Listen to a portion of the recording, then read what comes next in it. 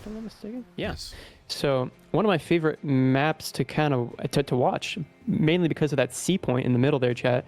If you notice, it's right dead smack in the middle, as I mentioned. It's on the dam, and there's really no hard cover to use. So these teams have to be very resourceful if they want to effectively play on this map. More than not, I see on this map how teams would say neglect home caps for the advantage over the center.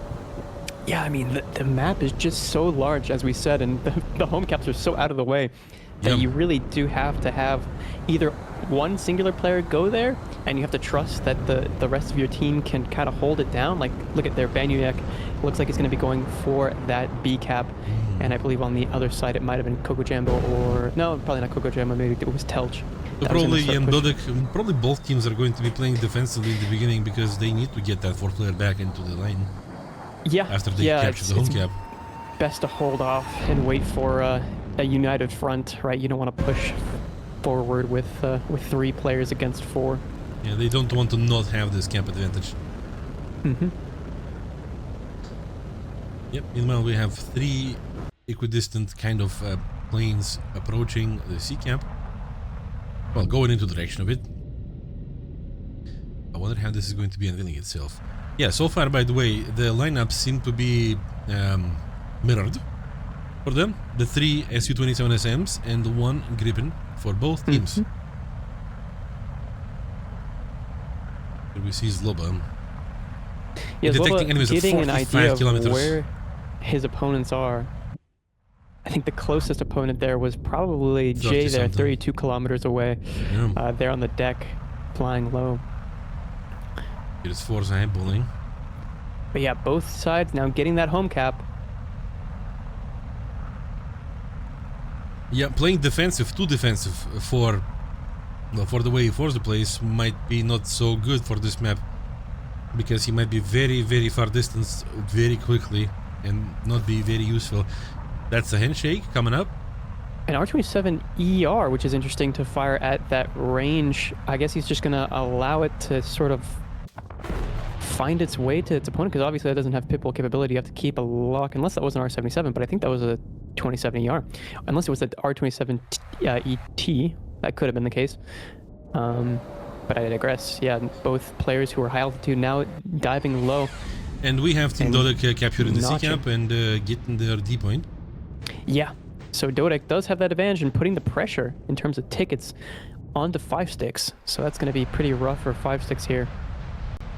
Are we going to have an encounter very soon? By the looks of it, over the dam. Potentially, yeah. I mean, they are quite close. But yeah, Coco Jumbo and Jay. I feel the feeling that Jay's going to play defensively here. They just need to hold that cap. Oh, Jay's actually going to loop back around. Yeah, he's trying to maybe bait him into doing something interesting. I think he's going to bait him into firing a potential missile, but Coco Jambo holding his missiles pretty well there. Yeah, everybody he's overextending showing right restraint. now. He's overextended right now. Could be dangerous. Banyuyak launching off a missile as well there. I'm assuming that was... Yeah, at his pure on the other side. Oh, Jay and Coco Jumbo are getting close. Yep, that's a missile. That's a missile 1.5 off a Coco kilometer distance. He notches it. Jay going for a 9M, which... Cannons. will track. Oh, no.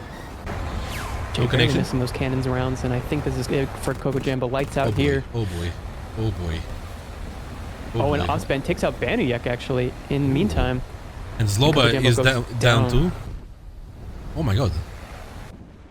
Yeah, Coco Jumbo is gone and Zloba is gone too. So Obstan and Telchuk too. Yeah, very quick. Very quick. Parity is still there. Well, I have to say that in terms of advantage, disadvantage, it doesn't look good for DODEC considering that... there's only one Su-27 and Gripen. Yeah, there's 3 exactly. Su-27s. They're limited on missiles here, and Osman's going to fire in retaliation at Forz. The missile does get notched. So he's going to fire another R77 back at Osban, who's probably going to notch as well, but they keep getting closer and closer to each other. That was close. Okay. Osban. Jay coming up to Osban. Cannons. To smack Osban, and I think Osban got caught off guard here. Oh, that's the cannon connection. That is wing off.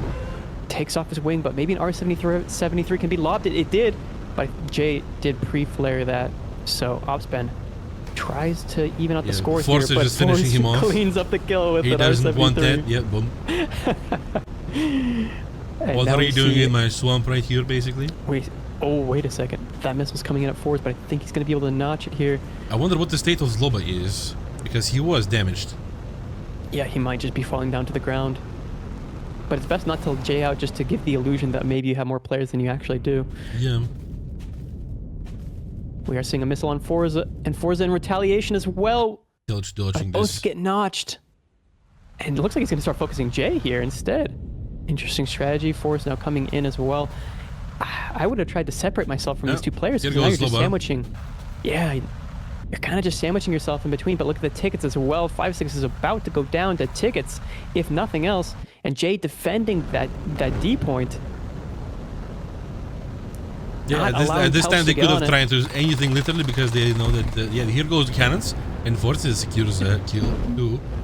Forza yeah, but I don't know if you remembered. Did you already have the PG one, or? No. Oh, okay. I'm going Nice. to put my fingies on it, probably tonight. Very cool.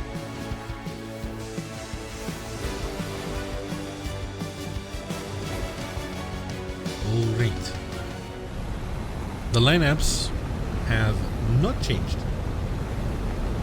No, they Which is don't reasonable. seem to have. Yeah, I mean, you don't want to change up everything just because of one round doesn't go your way. Just But because then the caster again, once said, you know. Yeah, exactly. I mean, I guess we'll just see a change in regards to maybe how they overall play that middle cap. I feel, well, middle cap maybe, because, yeah, overextensions should not be a thing, I guess. Maybe 5-6 are going to be playing a bit more defensively. But for sure we're going to be seeing the home caps happening, because last time when everything went down, it didn't really depend on a player being far away, as everybody managed to regroup before action started. Mm-hmm. Look at these camels. Hey guys, you want to become a proud possessor of such camels?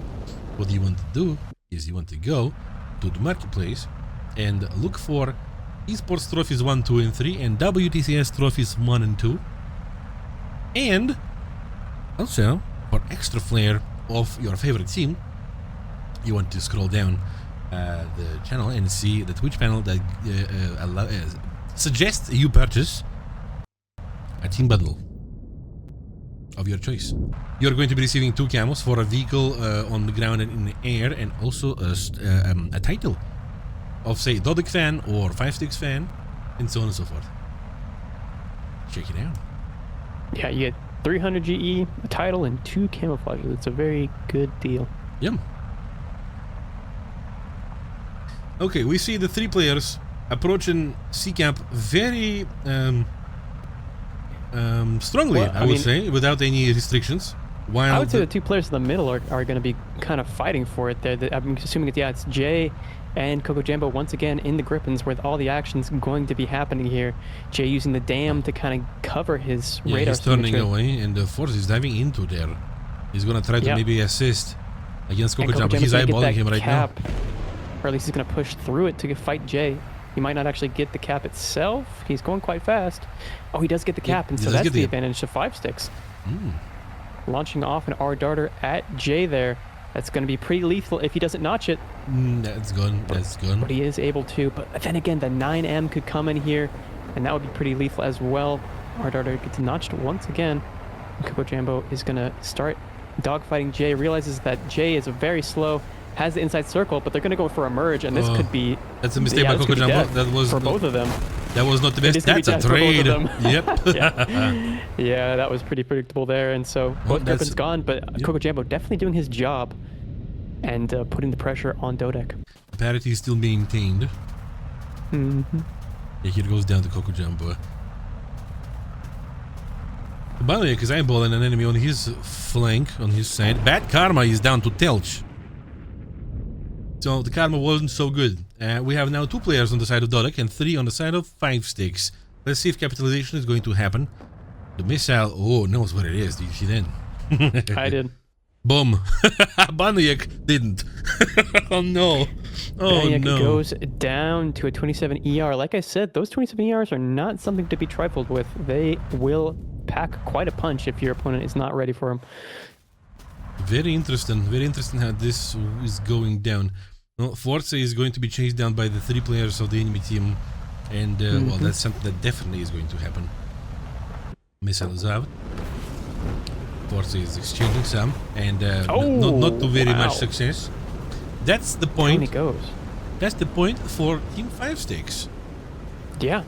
5 Sticks has definitely revamped their strategy. It also could be a testament to the sides as well. It seems as though one side is able to get to that home cap, or that middle cap, excuse me, a little bit quicker. So maybe there's something. I bet it's 5 Sticks. I bet you did it in 5 Sticks. Wait. Maybe because it's 1,000. All right. Well, getting into the Mysterious Valley map once again, and seeing what these teams have in store for us. No change on the lineups. No change. A naked camouflage here for Coco Jambo, as John calls it. Trace yourself.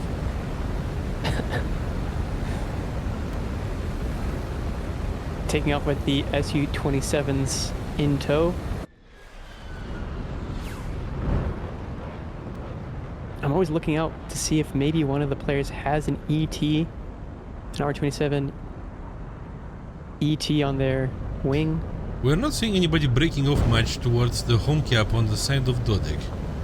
No, sticking the formation. But we are seeing 5 Sticks. Yep. Somebody's definitely breaking off a 5 Stick. Look at them. They're going information right there. Wow, fancy. Oh, and there's an ET on the wing of Bamiak there. Okay. As well as, I'm assuming that's either Bad Karma or 4s. Probably 4s.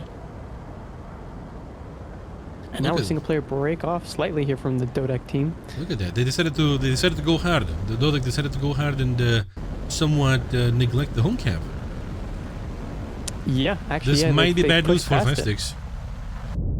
I think that they're going to fully focus, if I had to guess, they're going to fully focus on getting that C cap. Do you think Forza is trying to mask himself behind Banoyek? You think his radar cross section is going to be hidden behind the other jet? Yeah. That would be interesting. I mean, you'd have to predict exactly which angle your opponent's going to track will scan. So unlikely, but you know, I mean, maybe. He's trying to slipstream. Go fast. yeah, you know, jet fuel's expensive these days. He's trying to save on the gas. Kelch sending a missile. All right, yeah. Into that missile bunch. R-77 being launched at long range there. I believe it was a 77. Maybe it was an ET. Who knows? We're going to be seeing the clash very soon over the C camp. Force is breaking off from the formation. Yeah. Jay and Coco Jambo gonna get into it here. Maybe the cameraman will show us that action. Yep, there we go. Into the merge. Cannons. Whoa, that was close, but no sauce. Jay playing extremely aggressive there, popping air brakes so he can get on the inside circle to get an angle on Coco Jambo. Gonna launch an R darter off. Coco Jambo decides to save energy though, but he's getting inside the lines of the enemy. That might not be ideal for him, and it is not ideal for him. Yep. Banoyek says no. Coco Jambo goes down to a 27 ER, and that leaves that C cap in the hands of DODEC. Yeah, which means that they maintain level situation in the camp area. It also means that they're not going to try and win this on tickets. At least that doesn't seem like that's the priority. They're going to try and win solely on eliminations. Yeah, they're going to be looks like a 27 ER going in there from Opspan onto... I'm assuming that's probably Baniak. That was going fairly slow though. Whoa. You know, it's a Mach 5 telephone pole. You can't really predict exactly. But we'll have to see. Now the missile out R-77 that time onto Baniak, who has to now notch. He's forced to notch. He looks like he's successfully done so. Yeah, absolutely, it's safe. Another one is coming up. Another one is coming in. Notches that as well. Yep. Oh my god, Opsban is just unleashing everything he has. He wants to take Baniak down. I think that's going to be it for him. Boom. Down goes Baniak to Opspan. Great play there by him. 3 versus 3 now. Yeah, 3 versus 3, but you know, losing that grip and early on, it does hurt. Oh, and a missile Banyak gets is launched out. aiming a potential ban on 2 players right now, but I don't think Obbsban is going to be bothered by that. Maybe?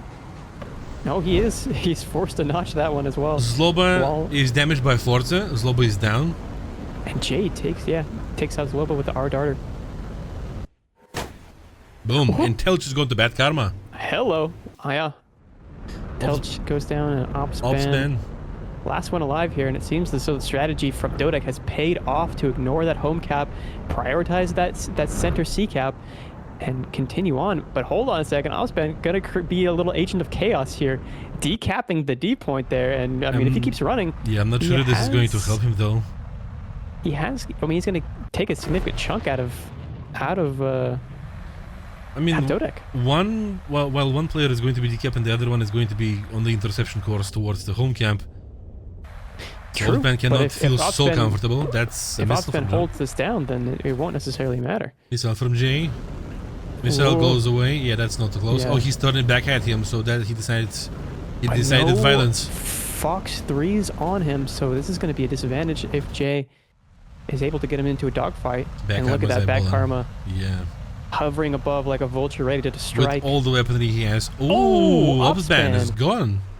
But yet takes Jay with him. Jay with him, but then Bad Karma is... he's going to clean this up. Yeah, he made sure that the team wins. He made sure the team wins, and that's another point. Yoink. Big yoink. Well, to be entirely honest, even though there's only one man standing in the end of the match, it kind of felt like DODEC was in much more control than 5-6 over this. I suppose. I mean, in terms of the tickets, they were not, but in terms of the player and the strategy, right? Bad Karma playing high altitude and Jay just kind of forcing himself into a situation where Bomb Panzer's favorite PR is Leclerc too. Jean-Claude, I think you would make a great Santa Claus. Yeah, a couple more years and my beard is going to be entirely grey. Maybe you're right. Even though I'm only 32. Maybe you're right. Maybe that could be my side hustle. All right. No changes in the vehicle department. No changes at the moment. Maybe some missiles changed. Why did the stream start so much earlier than the stated time? No, the time was stated correctly. You might have mixed it with the Friday. You might have mixed it with Friday because Friday had only 4 rounds, and today we have 6. Because, well, Friday is a time where everybody gets home a bit, well, like late after work. And today is Saturday, so you can start earlier and you can go for longer and have fun for longer. This way. We're going to be going long today. Yeah, if last weekend was any indication, obviously it does depend. That stream was about 6 hours long, but, you know, it could be more, could be less. But that's just kind of as a reference. And of course, we're watching Jets this time around, so there's a little bit of a difference, as well as best of 7. Yeah, in the pacing too. Those and now that we got like a little bit of a shake-up in the first day, where well the teams have acquired their places in the bracket, the matches, I think there's going to be more equal matches, more equal matches, if that makes sense. And I don't. Do you think we're going to have 4-0 matches today? I don't think so. No. Yeah, I hope so. I hope so too. I have a slight suspicion that I'm not going to talk about, but but no, I think that we're going to see at least 1 round win from the team that you're thinking of. Yeah. All right. By the way, speaking of tactics, it's the same this time. DODEC decides to not go for the home cap, while 5-6 decides to still go for the home cap. Here are the handshakes being issued. Telch is launching. Raider guided missiles. Yeah, 1 R77 and maybe it was 2 R77s. It could have been an ER, but it seems as though he's trying his best to make his opposition dive. And Forrest is in fact going to be diving there. Jay popping some countermeasures, and he's going to peel off. He's not going to go in for that cap. And so is Coco Jumbo. He's turning away this time. He doesn't want to be so reckless.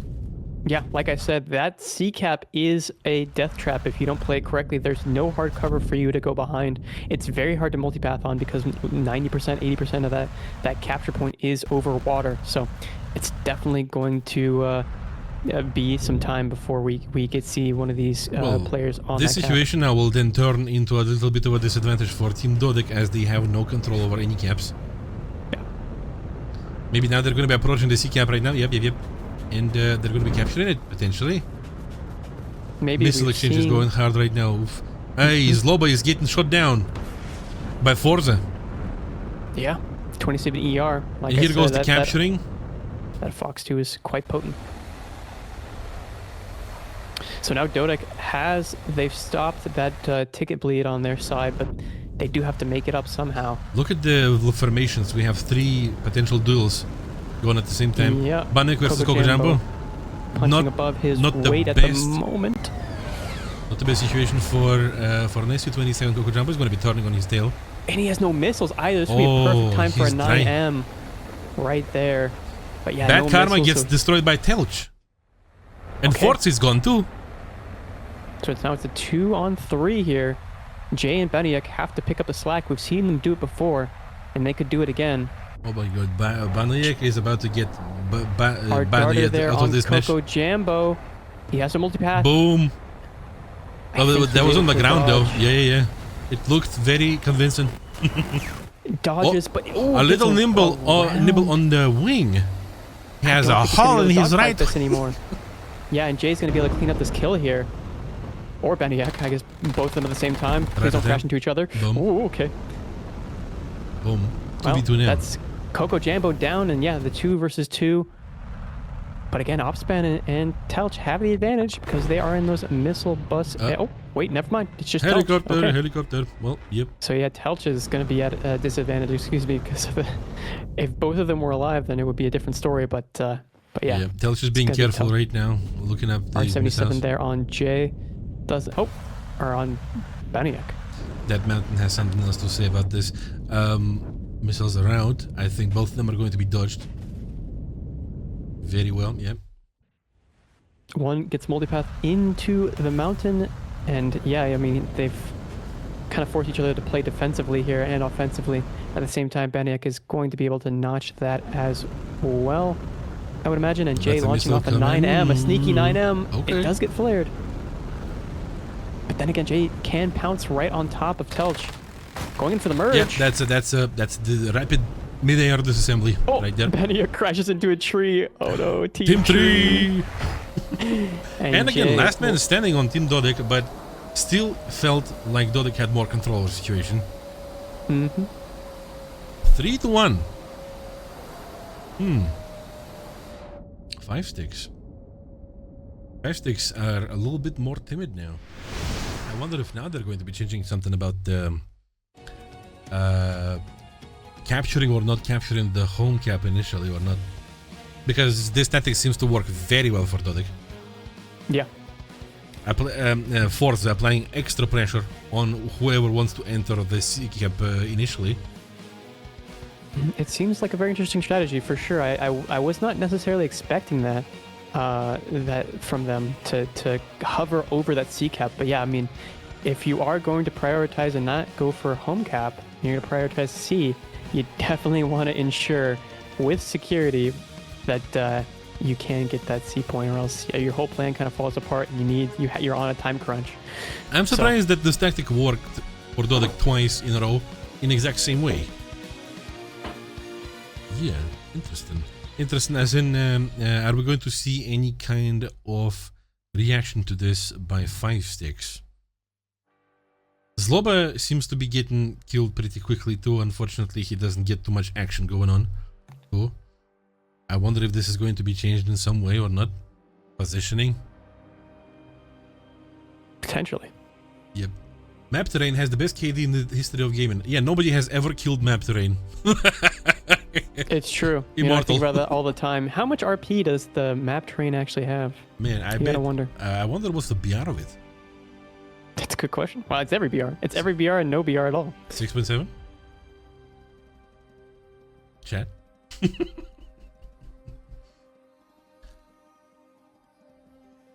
Good afternoon, Jordan and hello, Matute. Hello. Good afternoon.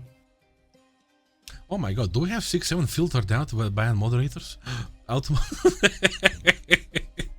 Is it? It's auto-modded. That's Yikes. Yikes. Yikes. Well, Somebody is asking you, is there Sim Air Sim Air tourney? There are Sim Air tournaments. Yeah. I don't believe we've ever commentated over one, but yeah, they do exist. And I played in a few myself. Definitely had my bum handed to me several times. Situational awareness and keeping track of your opponent in such a confined space is very difficult. So, yeah. And also keeping your monitor clean, because you need to see. You need to see. You need to not mix that result of you sneezing and an enemy plane. Yeah, no, but it is really thrilling and it can be quite fun. So I highly recommend it if you're into air sim. Yeah, there's a lot of good players with a lot of great knowledge out there that can teach you the ropes for sure. I always have a bottle of distilled water and wipes by my computer to keep my monitor clean, so I don't go crazy. By the way, that's the best way of cleaning a monitor: distilled water. Yep, especially if you have glossy screen. Shadow. Oh my God, they're blocking all the 6 heavens. The moderators are against us. No. No. Well, I have to listen to moderators though. I guess. Let it die. Let the meme die.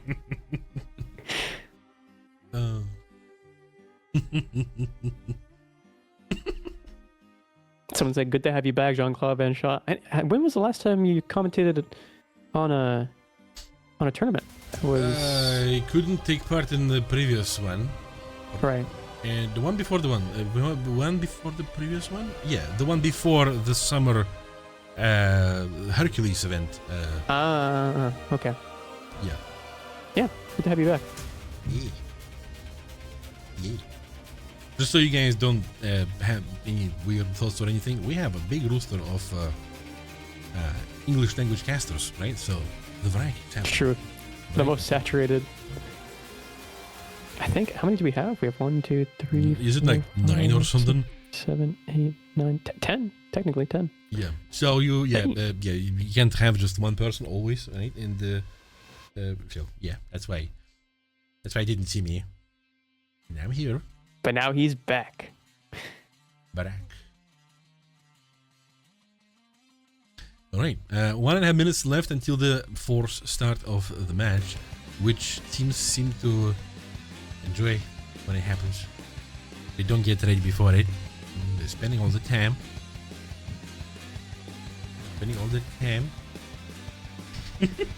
The moderators with their flamethrowers over there against the 6 heaven. Oh boy.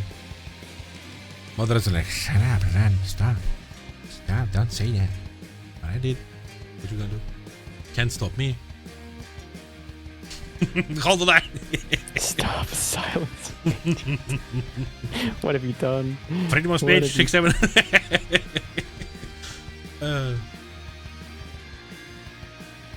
The Highlander 3, War Thundercasters, there can be only one. There can be only 2. So that's like Highlanders.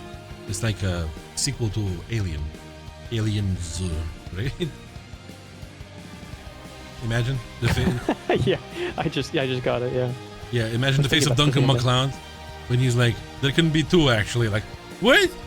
But I thought. Which is being shot right now, by the way. Henry Cavill is going to be starting it. All right, the match is starting.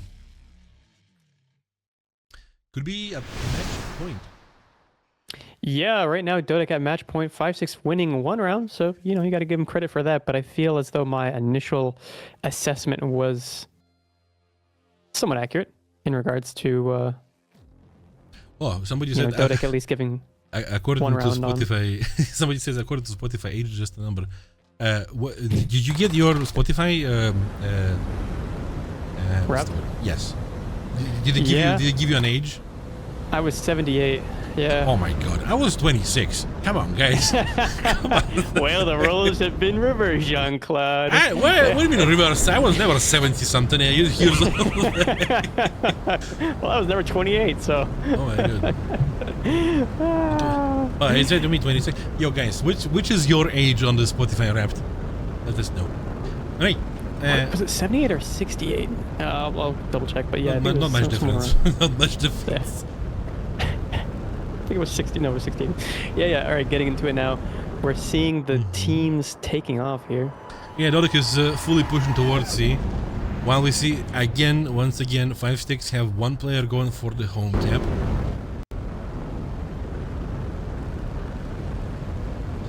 Because you like jazz? You like jazz? Sorry, I couldn't hold myself. Every once in a while, Chet Baker he's a good one. But yeah, looking at these aircraft again, the strategy does not seem to be changing for 5 sticks. They're going for that home cap. Yeah, it's interesting. It's interesting if they have some kind of extra plan for this, but it doesn't seem like they do, for now at least.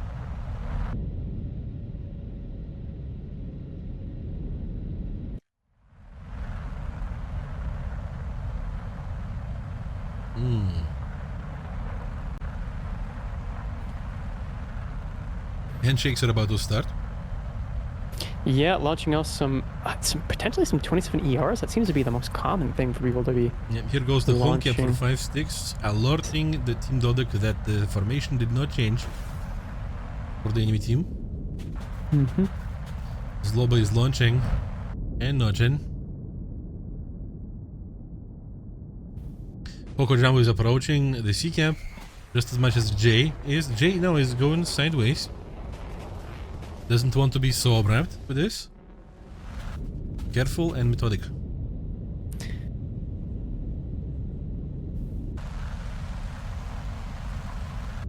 Yeah, everybody is being careful. Everybody is being careful this time. This is actually going to give some time for 5 sticks to regroup. After Right, but everybody on cap. DODEC has kind of encircled around that C cap. I mean, they need to get that cap. It seems somebody is going to be entering it right now. Yep. Yeah. I think that might be Jay. Jay is going to be entering the cap, and he's kind of playing 5 parallel sticks. to Coco Yeah, 5 Jumbo. sticks again allows him to do this, and he successfully does it. Coco Jumbo still feels traumatized with all this previous experience, and he is, well, for some reason the formation of the team makes him far ahead in front of the enemy team. While DODEC maintains a line. In fact, there might be some singling out happening in the north area. Unless, no. I wonder who's then in the north. Could be Forza, maybe? Bad Karma? It looks like it's Bad Karma. Bad Karma, yeah. Oh, and the R27ER being stabbed there might get multi-pathed. We'll have to see. Yeah, Bad Karma firing off some missiles. And Coco Jumbo and Jay, a story as old as time Hey, itself. Forza is down to Zloba. Okay, so that's a 5 sticks victory off the bat. Yeah, but- Zloba gets some sauce. but Jay is yeah, down to okay. Opsban. Oh my goodness. Okay. 2 players So left, 2 Bannock on and Bad 4. Karma. Yeah. Look how slow Coco Jumbo is, though. Is there going to be anybody to capitalize on this? That's Bannock on I'm top not of it. so sure. It looked like Beniak might be trying to, but He has then to again, he's verse getting Opsban. overwhelmed by missiles from Opspan. And Opspan has the angle. I think he's just going to be able to go in for guns, and there's nothing that launching Beniak missile. can do. Telch is down to Bad Karma. R73, it gets pre-flare, but going in for guns. And, Oh, and he there we go. connects beautifully there. Yeah, Bad Karma is last man flying though. R73 out. Does that connect? Ooh, the pre-flare. Another one. Oh. Not able to get that missile, and now it's all up to Bad Karma. We haven't seen him Oh, boy. necessarily shine performance-wise. Yeah, the Karma is not on his side this time. Yeah. But they still haven't... Well, I mean, they are down on tickets, but at least it's kind of evened out. Well, speaking of being even, that's definite even as to 1 versus 3 is very harsh. If Bad Karma is going to demonstrate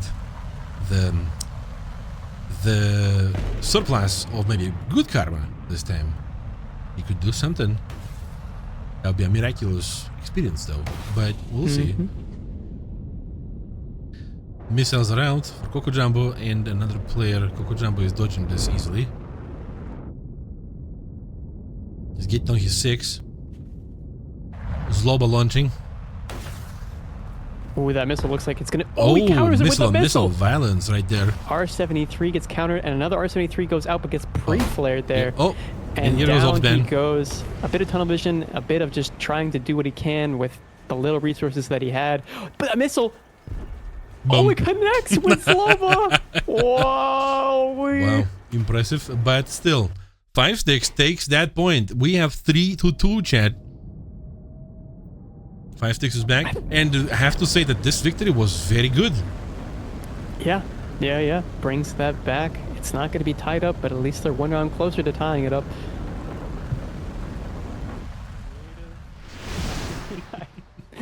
Yeah, I can't unsee it now, but yeah. Yeah.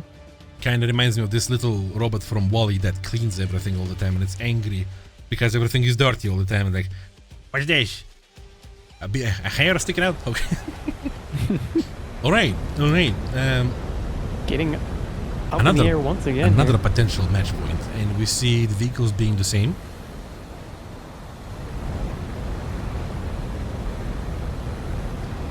Being the same, we're going to see.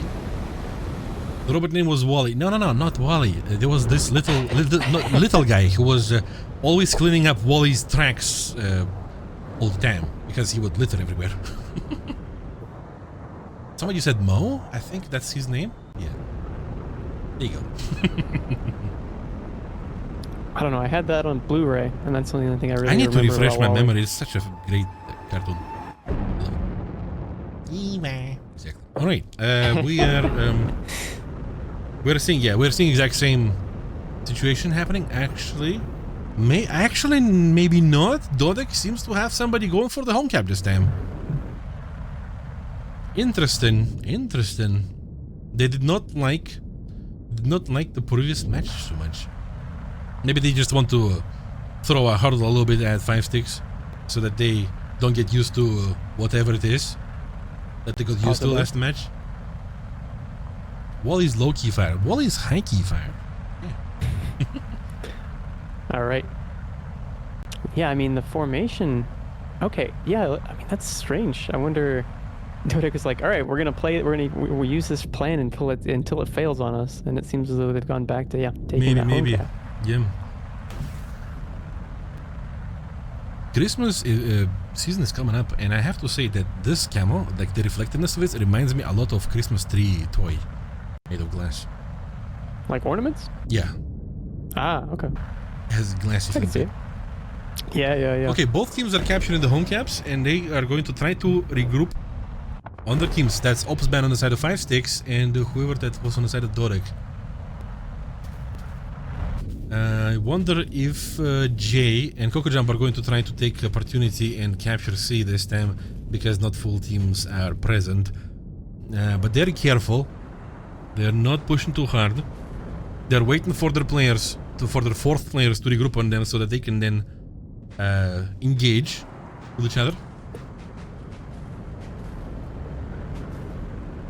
Yeah, I mean, this fight for C just seems to be the priority, right? Instead of going for kills, right? Because it does put the pressure on one team or another. Here goes Jay and Coco Jumbo entering the C cap. They're dueling it out once again. It looks like Jay got on the cap first, able to multipath that missile, and also has the 6 o'clock of Coco Jambo here. And DODEC now has the D point. Oh, that was a building. Oh my, missiles. Missile bonanza here from Cannons. Jay. Cannons. Kind of going for guns. No, he couldn't. He's gonna try again. Is somebody else gonna intervene though? No, it doesn't seem like that for now. 9M is gonna come in here. Oh, another Ardar. Oh, okay. That looked good. Boom! Connection. Coco Jambo is damaged. Damages Coco Jambo. It looks like his engine damage. His engine is toast. Huh. So he T-poses before he goes down. Opsban is down to Banuyek. Still has left. Yeah. That's bad news. Bad news for 5sticks.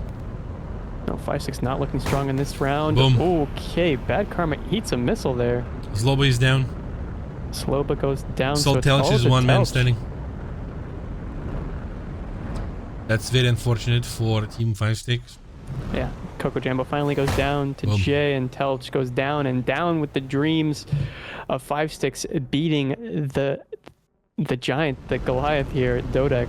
But keep in mind that this means that we're going to see 5sticks again today in a loser bracket. He's like, if he wasn't watching, I would be panicking. Alright, what we have here on the side of Team Elite, we have Doomheart with the Gripen and everybody else, Perfectus, Timirok and Volkanov with SU-27s, SM Classic. And we have Detrimental Elevator on the side of AVRES with the F-18, FA-18C MLU-2. The Gripen with Legit Bongo and Runaway, Asoy Runaway and Shark, the SU-27 SEMS. Let's see if that F-18 is going to show us something interesting this time. I wonder if that was the same lineup for them for the first round. My nose hair is going to get burnt with this camera angle. Yep. 715k channel points. Okay, my goodness, this guy's... He's got balling. some channel point wealth. He's balling.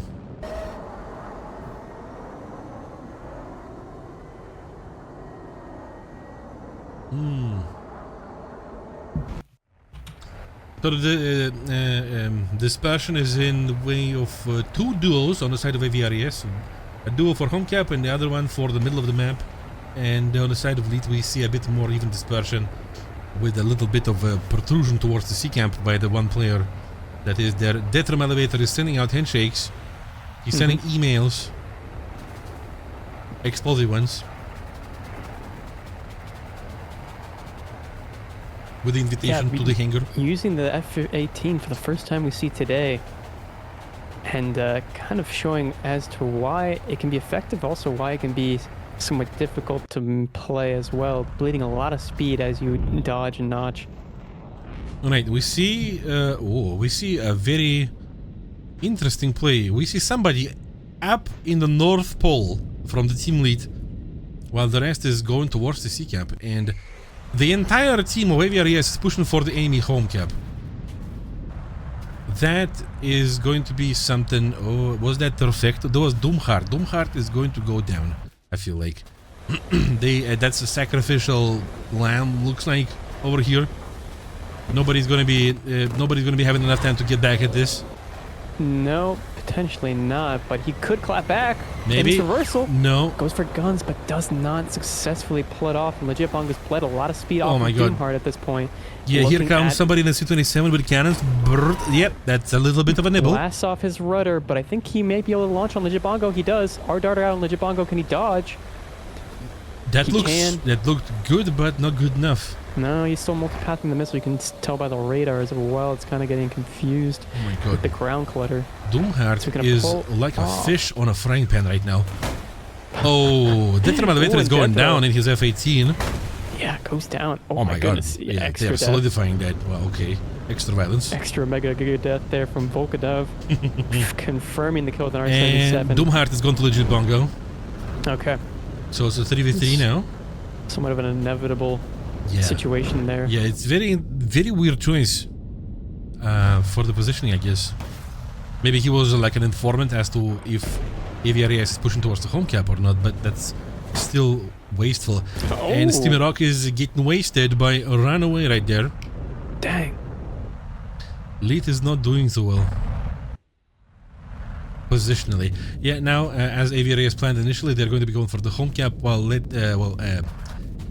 keeping Elite at bay. Perfecto is trying to find a way of doing something about this. Shark is taking damage from Volkadav. Shark is on fire. Shark missile. is wow! On fire, but Perfecto was too slow to dodge this. He almost, man, if he yoinked him with the cannons with this spin, that would be cinema. But no. Would have been extremely impressive. We have Volkadav left. Volkadav left. We have half of the Shark left. Yep. That's the enemy home cap being decapped by AVRES. Yeah. Meanwhile, Volkadav is taking the home cap of AVRES too. So it's an exchange. So C is going to be the prize here between the teams. The point of interest. Yeah, they're gonna take their then again, time. They could have one player go back to the B cap and one go to C cap. Splitting up their forces here would not necessarily be a risky play. Probably they're going to go in the middle of the map though, and see what Volkadav has to do. I'm not so sure, but we'll have to see. Yeah, they're going to the middle of the map. They're gonna go for that C. Oh no, they're splitting up. Yeah. Because instead of like they could go either for B and C, or they could go at Volkadav from two sides. So it's beneficial for them. It's beneficial for them in any way. Well, Kadaf has been doing a job. He's worked this match though. 2 kills. And positional place. Oh, wait a second. Runaway sees the radar cross section there. Knows that he's going to have to get into a fight here with Volkadov. Yep, he's engaging with him so that he lets his teammate go for C in a safe manner. They're stalling. Runaway is exposing himself. himself. Runaway is not in a good position against Volkadov right now. Volkadov maybe could put some cannons. No, I feel like, yeah, Runaway using R73, and I think that's going to track. Oh boy. Oh boy. Whoa. I think I got confused. But another missile coming out there. Ooh. The pre-flare being crucial here, but the 30mm cannot be flared. Volkadov did not do a very good job at initially engaging this. And connection. And that missile takes off the wing of Volkadov. That's the second point for AVRES right there. I have to say, Team Elite did not look so good this round. Don't know about the previous one, but this one wasn't so convincing, unfortunately. But still, there's a chance. They didn't have much luck in the previous round either. I can tell you that much. Yeah. But stuff how up. many people they actually Jean-Claude sounds Russian for me. Thank you. That's how I'm supposed to sound. Thank you.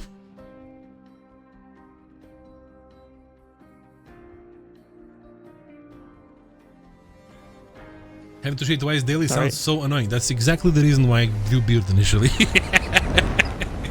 Because it was annoying. All right, we have a sideways takeoff by Runaway over here. Yeah, that was a drastic utilization of the rudder there. My goodness. Yep. He cranked the rudder. Oh my goodness, he almost hit that building. There is a lot of vegetation on that hill that is not so comfortable looking for this kind of takeoffs. Mm-hmm. But it's fine.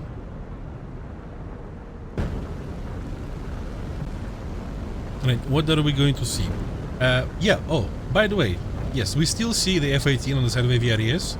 So I assume that they decided that it was not an error of strategy, but an error of skill. Or that it's just doing its job. It just proved it worth. It's proved its worth.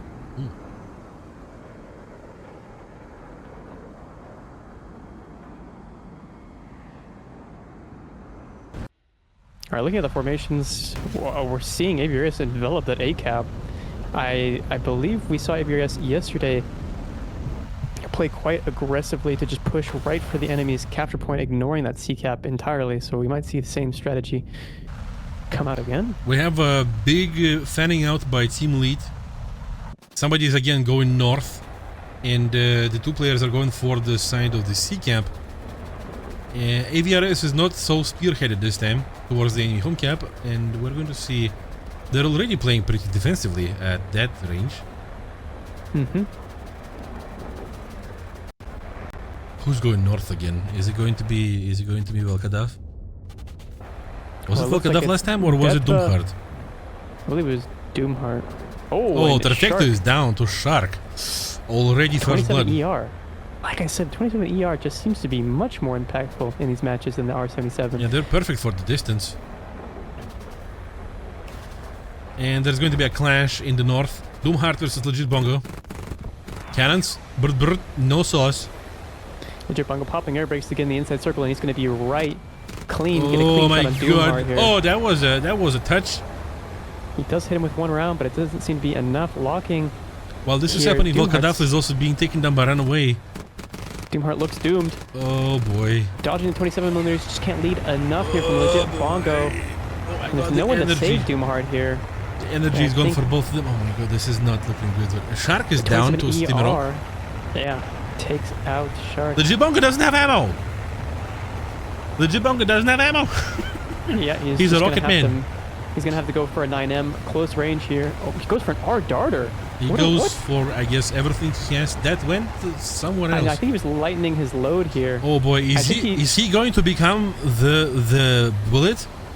I think that's the only real action. Oh that my he god, can yeah, take. Domhart is the only man standing at this point, by the way. So Jabongo stalled for long enough. He might get punished here, though. Yeah, the 9M is going to come out, I would have to guess here. But Ligibongo countering them with that flower formation of flares. Boom. Ligibongo is It doesn't matter gone. anyway. Yeah, But 9M then takes him out. So your runaway is going to be munching on that Doomheart right there. I think he's gonna Doomheart be- still has a chance to dodge here. Breaking that heart. Yeah, he dodges the first missile. R-73 comes out. It's going to get filleted. Boom. No, the Yeah. IRCCM The true Doomheart breaker. denies Doomheart of any more action there. That was very rough. AVRES is just smacking right there. Oof. I don't understand exactly, maybe to the lack of my skill or vision, why would you want to send one player so far north and just let them be beaten like that? Mm-hmm. Which is funny, by the way, because the man in the north, but after we finish, check it out only then. Okay, Palm Panzer is saying he's going to double it for this level of the Thunder Run. So we're going to have 6 lucky winners. Not 3, chat, but 6, it would seem. If that's any more incentive for you. Okay, yeah, we now see F-18 on the side of Lead, and Volkadaf is taking that. Okay, a shake-up. Because, well, that's 3-0. They have to use anything that they can use to change it up. Someone asked how much do you lift guy on left? Wait. Nothing. Wait. Yeah, looking at the formation here, it does seem as though it's going to be a bit more widespread than what we've seen previously. You mean on the side of AVRES? Yeah. Before it was much more condensely packed. Yeah, Lead is not sending anybody to north right now, at least.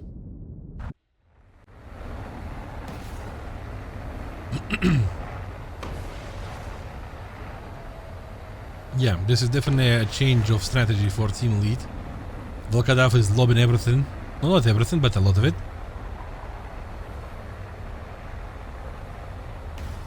Is this going to come to any fruition? For now, I don't think we have seen any like super long range kills like that. No, we haven't They seen do any happen super rarely, long-range kills. but not in this particular tournament. We saw one yesterday with an R-27. It was like medium range ET. though. I still remember, was it last year? I think it was last year's Air Superiority where one of our Chinese boys by the name of Qui-Gon Jinn was lobbing long shots real well. Trifecto without the wing. Speaking, wow, okay, So I that guess long-range- I that just summoned the long range did kill. come- Yeah. Shark yoinks perfecto. Doomheart. Going to emerge. They're going to go into a 1 circle here, maybe? Or scissors. And Doomheart. Okay, Bongo is going to commit to this. Doomheart was vertical. Doomheart's looping up Oh, over, but he Shark exposes said himself no. to Shark's 27ER. Shark and said gets no. slapped out And of the Volkadaf sky. is down. Oh boy. Well, that's a steamroll right there. AVRES Yeah. is smacking, dude. Steamy Rock. This is you know, cue the song from movie Professional with the violins, you know. Just like Chet's preconceived notion from that vote earlier. I think it was like 400 people said that they did not believe in a comeback for Elite. And as you can see, AVRES pretty much disregards him and just goes for the camps. Yeah. Stimrock trying to They're like, get- you decide for yourself how you want to go, I guess.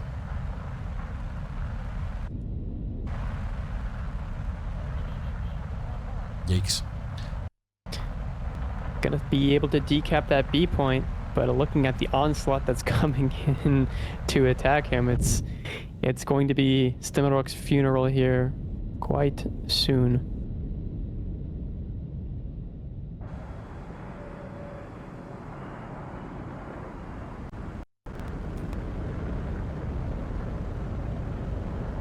Well, John, when you said when you were asking about if there's going to be any 4-0s, I guess I was wrong. I got to concede that to you.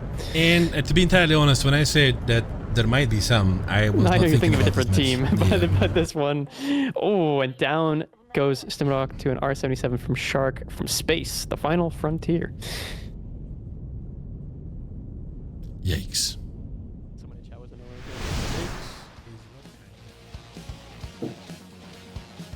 Well, as long as, well, if they decide to pay us for the sponsorship, we're going to call the bank. Yeah.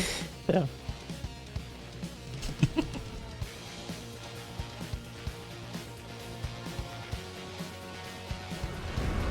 Alright, what do we see? Roar with 2 Su-27 SMs, with 1 Gripen and 1 F-18, while Team IGNISAVIS is in possession of 3 Su-27s and Gripen, more of a classic layout. I wonder if F-18 is going to be good on this map. We shall see. Which is small and requires a bit more maneuverability, I would say. Yeah, it's small, and if an F-18 is pressured, it can crumble quite quickly. So, in the hands of Kiev here, I have confidence that it'll do well. But that remains to be seen. Still very shocked that none of the teams decided to go with a team camo for the F-18 MLU.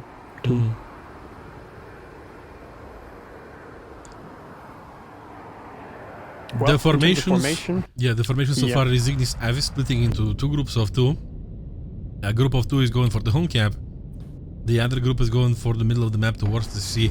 Well, we have only 1 person from Team Roar going for the home cap, and the 3 are going to the middle. I think what we're going to see here is an aggressive play for that B cap from Team IGNISAVIS for that home cap. Yeah, we're definitely seeing an investment from Team Roar going to C.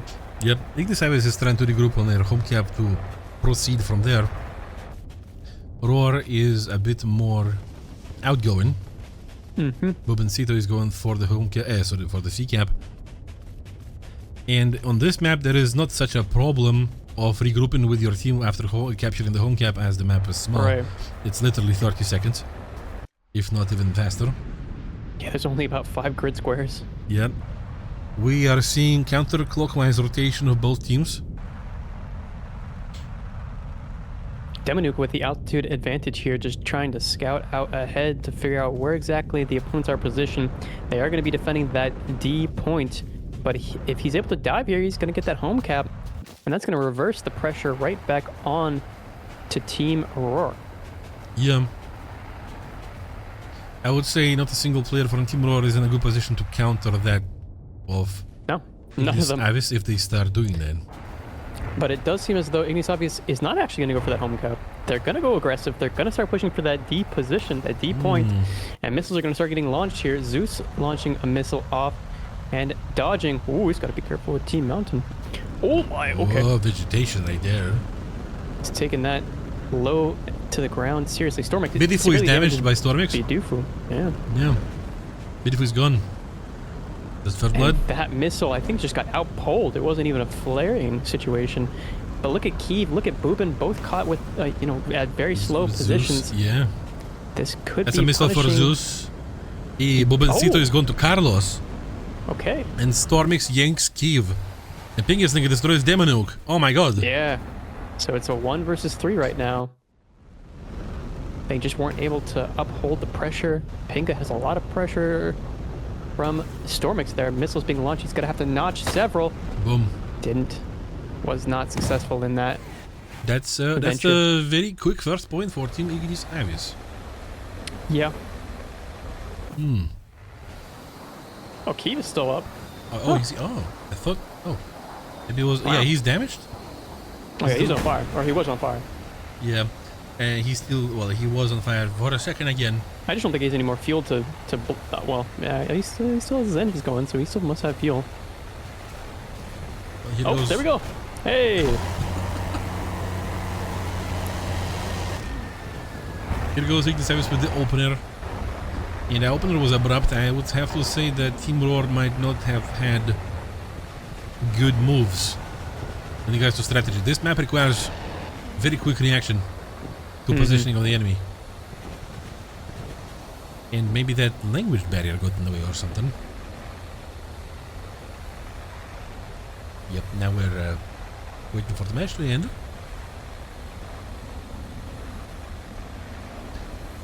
What were the gamble?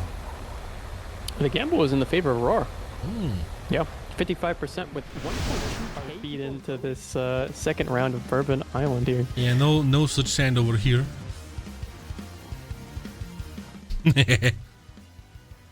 No, just a lot of mountainous, treacherous terrain. And very loud jets flying around. Mm-hmm.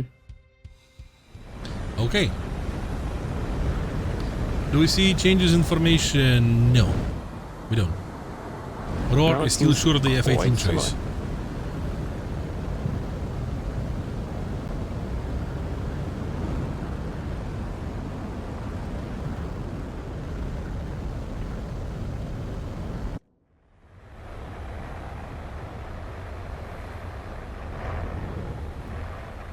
Taking off there in the Gripen Boobin.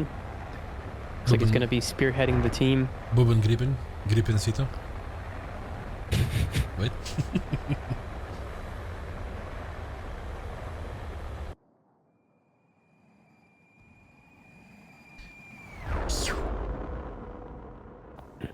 Press 1 in chat if you also do sound effects with your mouth when you see jets flying by. It's like talking back to cats, you know. If you don't do that, then something's weird. See, I told you, right? There's people doing that. See? Yep. All right, missiles being launched out there by Carlos, jousting with the opposition on Team Roar.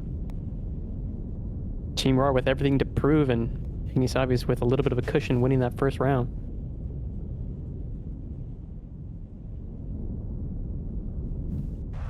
Those are a lot of ones. Yeah, see? People know their stuff about the sound effects. Exactly. Right, we see both the teams being pretty tightly knit together this time. Not much movement towards C camp by the team Roar. We see Beautiful and Bobencito pushing towards the middle of the enemy camp. They might be ambushed. Potentially. Because, yeah, these 4 players of IGNISAVIS look exactly like the 4 fingers of a palm of a hand that could be just closing down on them. But we'll see how this goes. Stormix and Bobencito, that's a missile. That's a good. Off, Yeah, that was ground. That was a very good looking missile. but though. able to successfully multi-path that missile, dodging it. Oh, Oh, dang. something fell off of Bobencito. Boom. Oh my. Bobencito fell off himself. Stormix's 9M takes and dismantles rather. Overextended. Yeah. Beautiful. Kyiv is launching missiles with his missile bus. Eyeballing Beautiful, falling back. Stormix is going to be engaging soon. Bingersling is damaged by Stormix. Beautiful is going to be engaging Zeus soon. Missiles Yeah, out. it looks like they're going to be jousting, but Oh my God. Bifu has Oh my god. enough mountain to dive into there. Yep, careful. Be careful. And Carlos assaulting Kyiv here. Ay, Bingersling takes another one from Carlos. Beautiful and Kyiv are last 2 main line on the side of Roar. This is not looking Yeah, it good for looks them. Looking pretty solid here for Ignisavius once again. Yeah, Stormix F-18 lining Torn up. fighting with the Gripen is a sad sight. It's possible. But It's, it's just not for long periods well. of time. A one-turn situation potentially, but Exactly. Stormix now, yeah, is just going to be able to capitalize with the 27 millimeters and peel Kyiv from That nose to is tail. a very strong win of IGNISAVIS. Very strong win of IGNISAVIS, unfortunately. Yeah, only losing Team- Carlos. Yeah, Team Roar did To not whom? have control over this.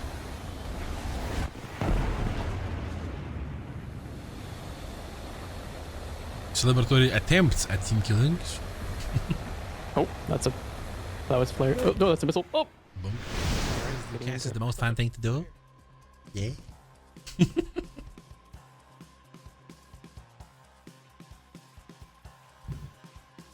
W Judah for being the nicest guy. What about me? What am I not nice? Ooh. W. Jean for being the most entertaining guy. Gosh. John plays ground. I play air in ground. You know. That, yep.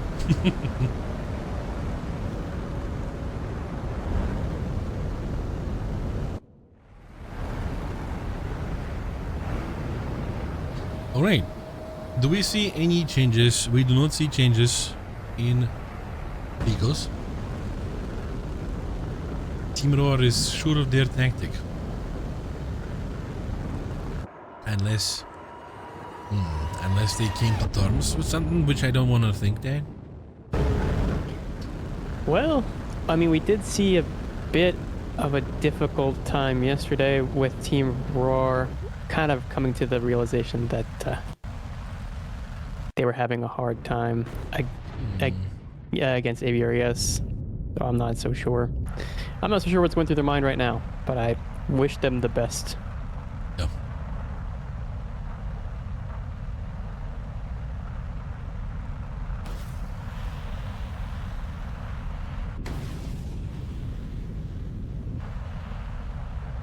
All right, missiles coming out there from Carlos DB onto the opposition, and Zeus also launching as well. We see the 2-2 split on the side of IGNISAVIS.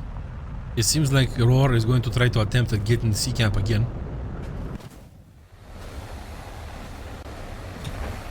Slinga is doing the magic in air of sorts.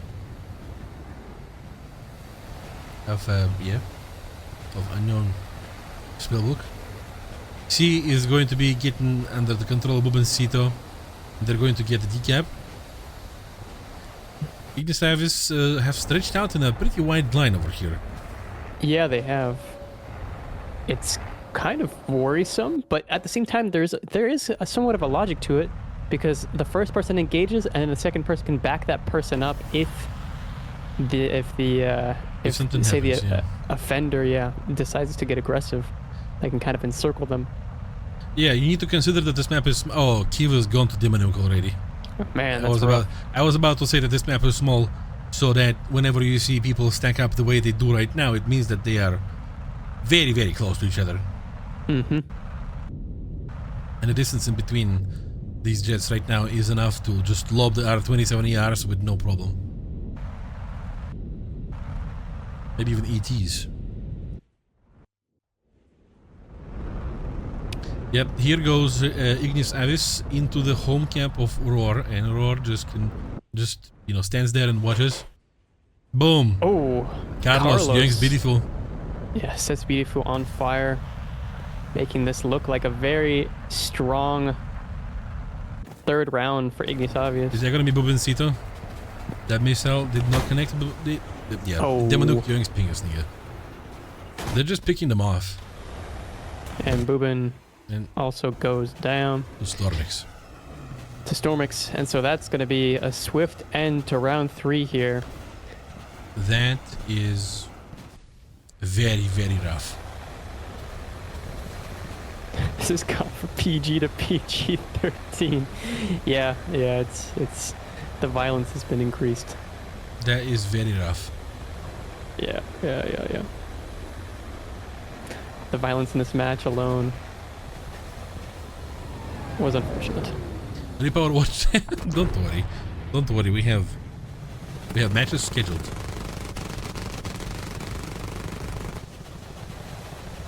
And look at the smokes and the flares. A little bit of an air show. Potential, very potential match point over here. Jesus. Okay. I waited for Roar to win WTCS. I'm sorry, Bruin. I'm sorry. Yeah, I'm waiting for E-Block. All right. We see no changes. Getting into what could be the final match between these two teams today. No changes whatsoever. Oh my god.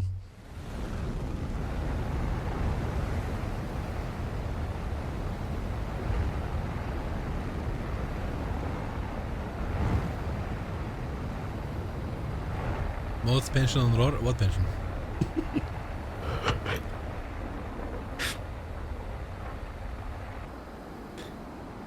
All right, look at the cinematic. What could be the final F-18 cinematic that we see for Pingaslinga. From Pingaslinga, probably, yeah. I was about to say that AVRES also uses F-18. And we're probably gonna see that more. Why am I bad at the game? I keep asking myself the same question. Alright, we have two duos on the side of IGNISAVIS, while Roar positioning looks like a shotgun shot with 4 pellets. Missiles being launched off there.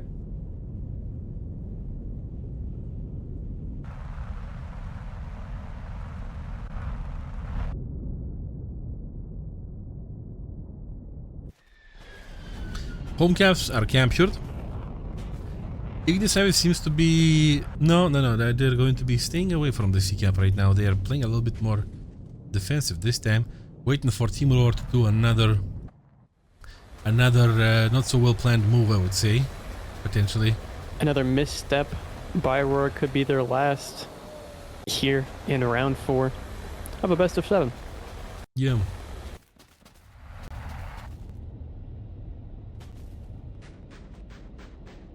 Everybody's taking their time.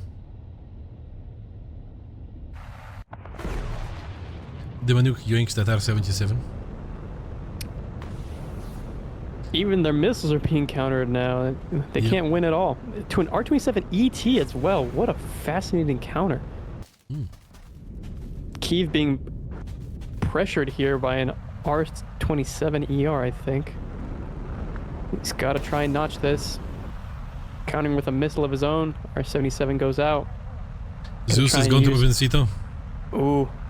Our darter takes out Zeus. Yeah, first blood is on the side of Ignis this time. Yeah.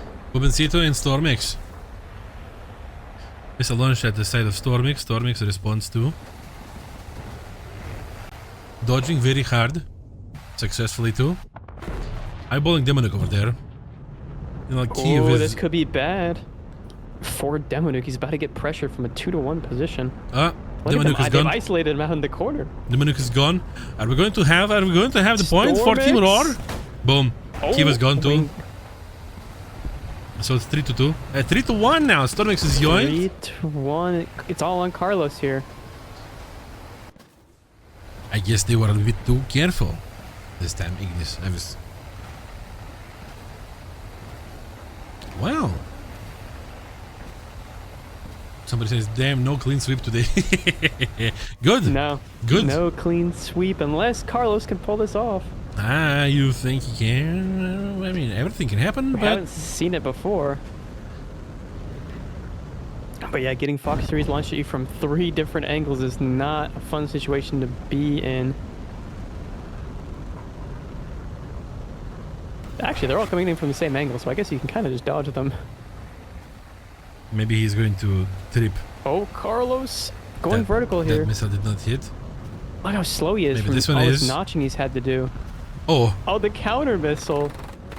cannons. Going for guns, and a pilot snipe takes out Carlos. Beautiful sealing the deal on the first win. Don't call it a comeback, Hey, or Jan. call it a comeback. Hey, Jan, how you feeling? This makes me feel good. This makes me feel a bit more sportsmanlike. That's very nice. That's very nice, Roar. You know what? You know how it feels? Sometimes there's going to be like football matches or like matches in any kind of sport where there is that one rocket bomb thingy. You can absolutely demolish like everybody, almost everybody who's capturing over there. That's like the best way of doing it, actually. Yeah, it was the Katusha before the Katusha came. Yeah, it's the Katusha, you know. All right. Jinx. Looking at the the map here, we are seeing the composition stay the same. Roar very confident in their F-18 still. Maybe they finally caught the wave. Maybe they finally caught that inertia that they needed. That energy. That vibe. The motion? The aura. Near the ocean?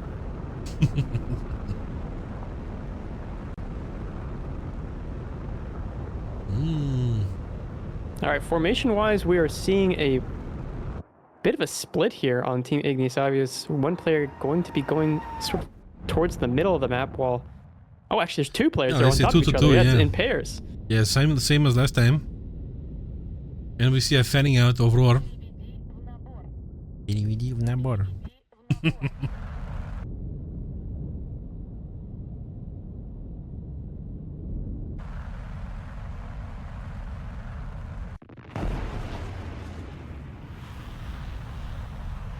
Okay, missiles being launched here. The handshakes are being issued.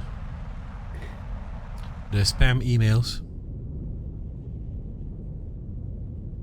Carlos with a lock on someone down there at 11 kilometers. Not where you want to be, especially in one of those valleys. It seems Team Roar is now a bit closer to the sea cap. Somebody is overextending right now. They're definitely playing pretty defensive. I mean, everybody's grouped up with everybody else. Oh yeah, there is one player there from Team Roar going for the sea cap extension, but there's no one there to counter him. There's no one there to counter him, which is very interesting because, well, if there was somebody, then there would be a very big problem. As this would not look like what happened in the previous match, where they were a bit more, a bit slower, you know. That turned out to be the key for their success. Mm-hmm. And he easily captures the point, and this time IGNISAVIS is playing very, very defensively, besides Demanuk, who's going to the east in space. Yeah, Demanuk looks like he's going to try and sweep around the opposition here, trying to get up and behind them into their blind spot, potentially.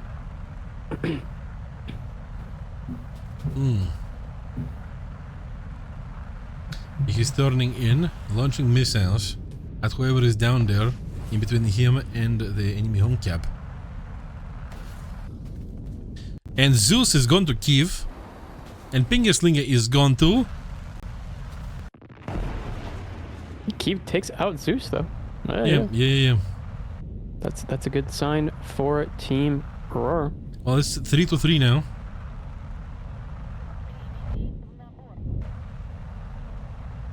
How is this going to turn out? How's it going to shake?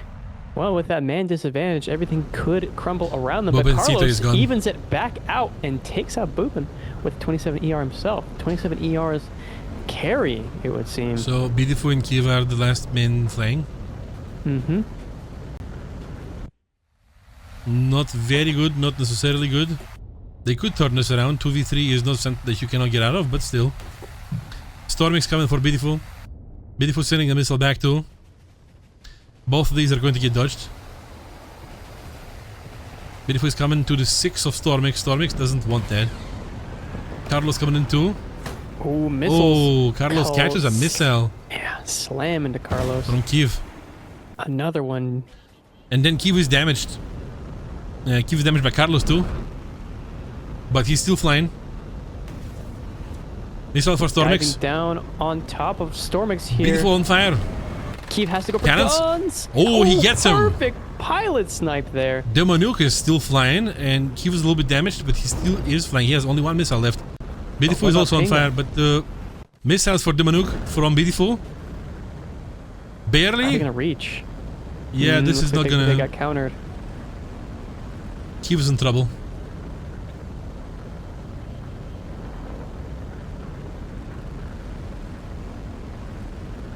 In fact, actually, Kiev is very good, because if you're looking at the ticket bleed is fantastic for Team Roar right now. Demanuk has to do something. And he decides to push. Has to play for time. But look at Badufu. He's still limping along there. Gonna get finished off by Demanuk. Oh, he counters it with a missile. And he stays alive. Wow. Okay, here goes Beautiful. And now Kiev. That did not connect. Is the ticket going to be stopped? Kiev is still inside the cap? No. Wow. He's still on the cap. The head-on comes in here. It doesn't really matter, but maybe I keep this question for the next break. Yeah, I think that's wise.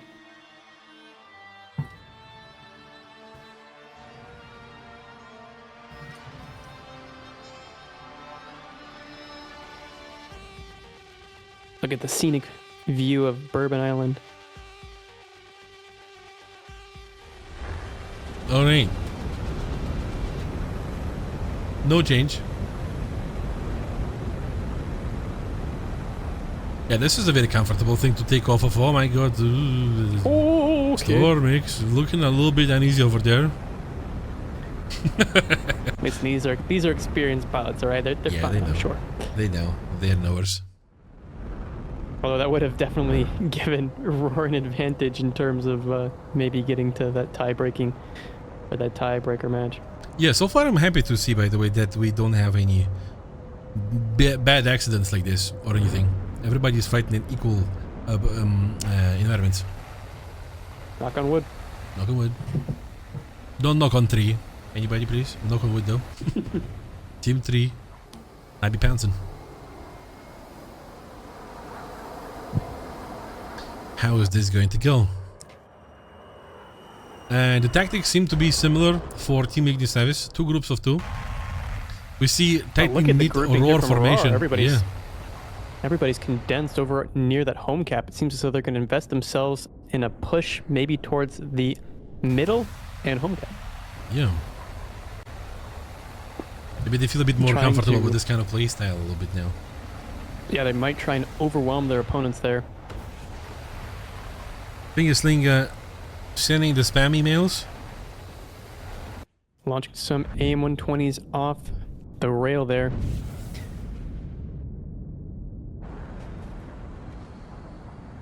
Yeah, IGNISAVIS is playing carefully, besides the person who is charging for C-cap right now. And we see somebody also detaching from Team Roar to do the same, or at least to counter. No, it seems as though they've regrouped and come back around to A. It seems as though they realize that there's no point trying to somebody push just out that far. Whoever that was, they're turning back.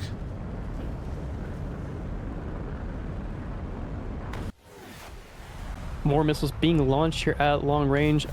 And it looks like Carlos has 2 people on radar, locked up. So that was Carlos approaching C at the high altitude, so he is not a threat towards C-cap. At least not for now.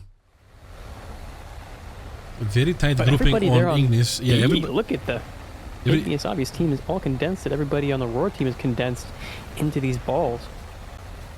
Maybe Roar could be trying... No, singling out a player of IGNISAVIS at the sea would be problematic because he's at high altitude. Yeah. Everybody is very careful.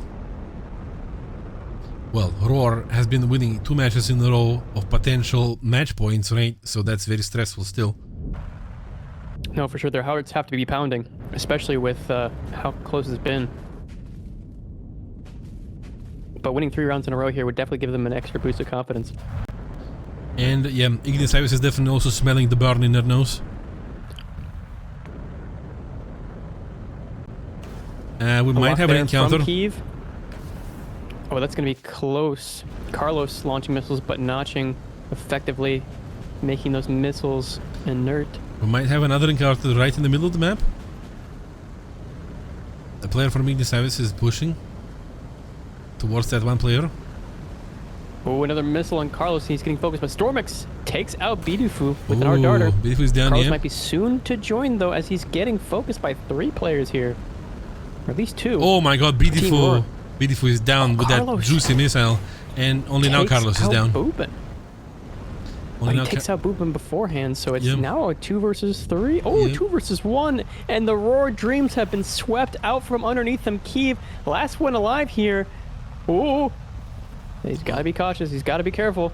That's, yeah, he's, I don't know how much of a careful he has to be. Multipathing, he couldn't quite multipath the missile, and down go the hopes and dream of not only Roar, but the Roar fans as they get knocked out of the Grand Final Weekend 2 Air Superiority 4 versus 4 Best of 7 tournament. Chat, can we have some hearts in chat for Team Roar?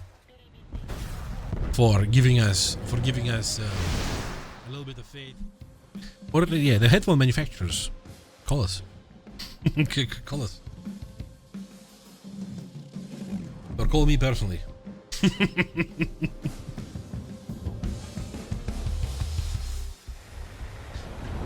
Okay.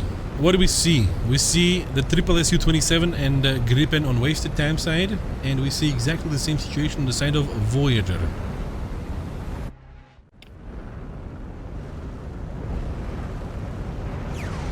And in a minute we're going to see what kind of formation the guys have decided to go with.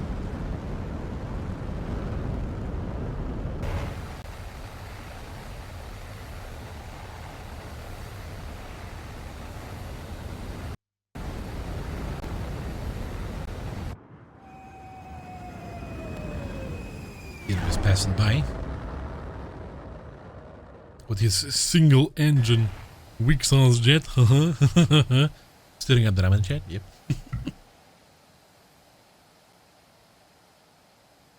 And look at the dispersion of both sides. Yeah, so far they look a little bit stand out from wasted time. Yeah, they look a little bit random so far, kinda. Well, less random on the side of wasted time. But yeah, you can definitely tell that wasted time wants to expand and maybe even take that C point, or at least defend and prevent their opponents from getting to it. Yeah, they're entertaining that idea.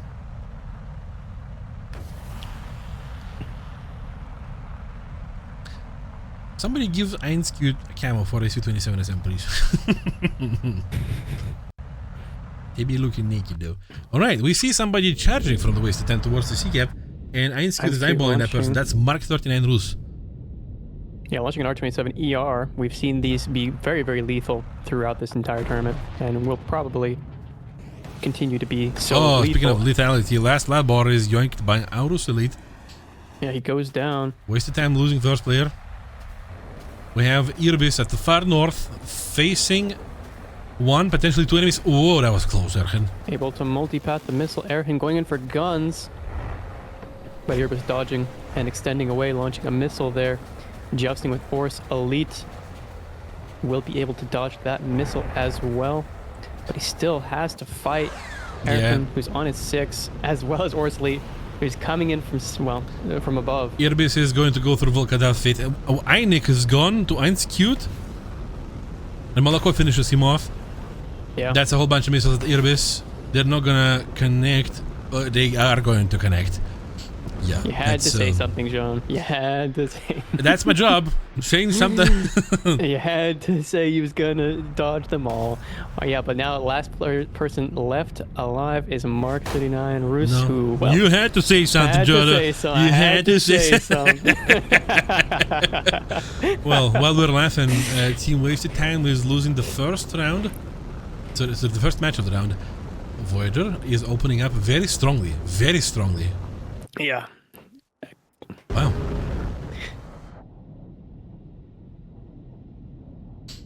Wow. All right. But okay. that was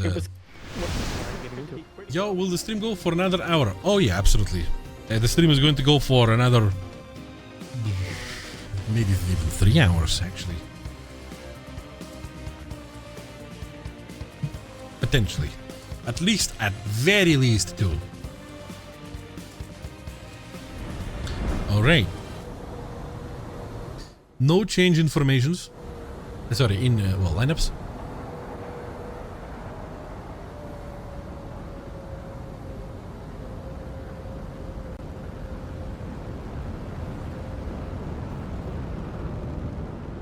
Yeah, I believe we're gonna see maybe a formation change, because obviously the overall composition has not changed whatsoever. We are seeing, however, the first, I guess the second time, seeing the TIE Gripen here.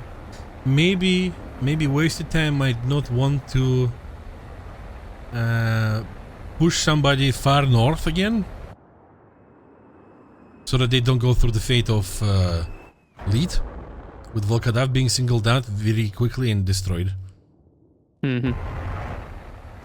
I have to maybe talk to somebody about this, because I still don't understand what's the point of this maneuver. Maybe there is something that I don't know. Maybe you guys in chat know. You could let us know too.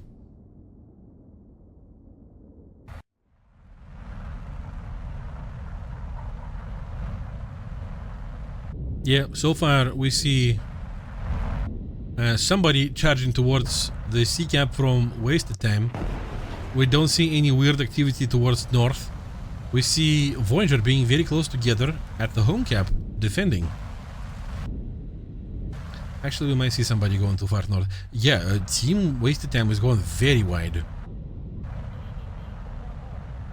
Yeah. Yeah, no, it almost seems like they're baiting Team Voyager to push into the middle so that they can converge them. Circle them. Yeah.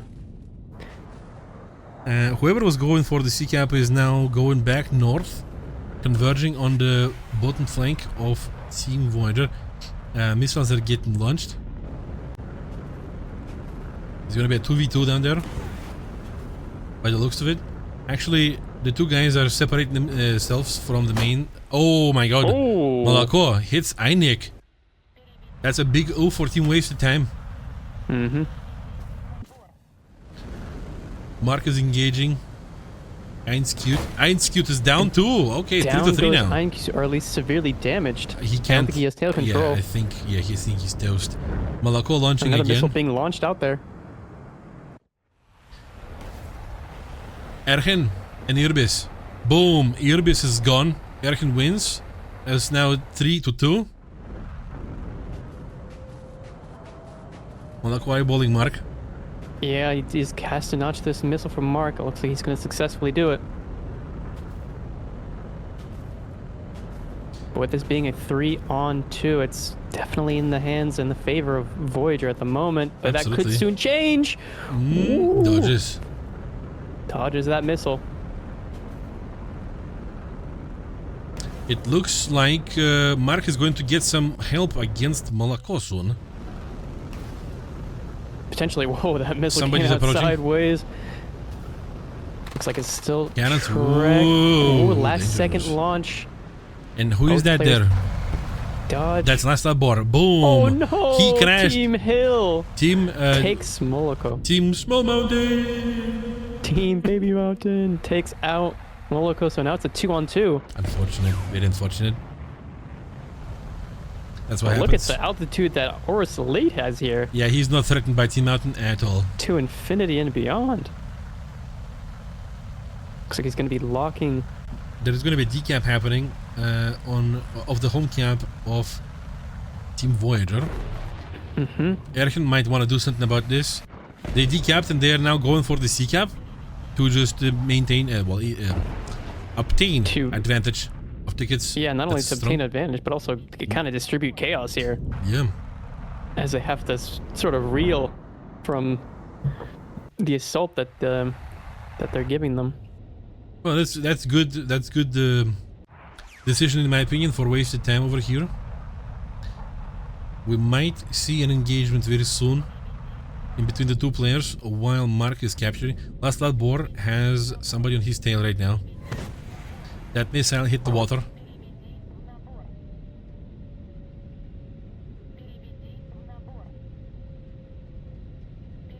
We are seeing the last lab where he's very aware of his opposition. That is not a sneeze on your screen, that's an enemy playing chat.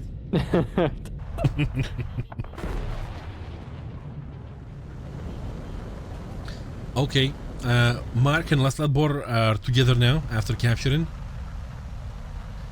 Aurus Elite maintains altitude.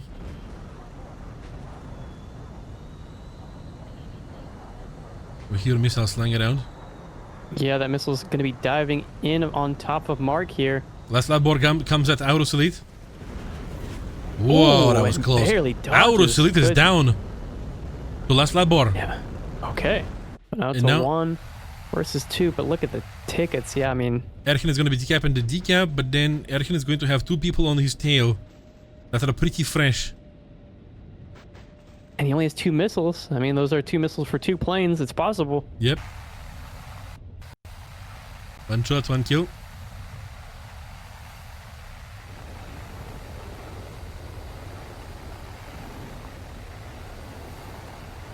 This is not looking so good for Ergen. But he is trying to get this ticket bleed back again. I'm not sure if this is going to help much. 3.5 minutes are left of the match. Mm-hmm. And he needs to maintain that if he wants to do something. The second player went for the enemy home cap once again to disturb this.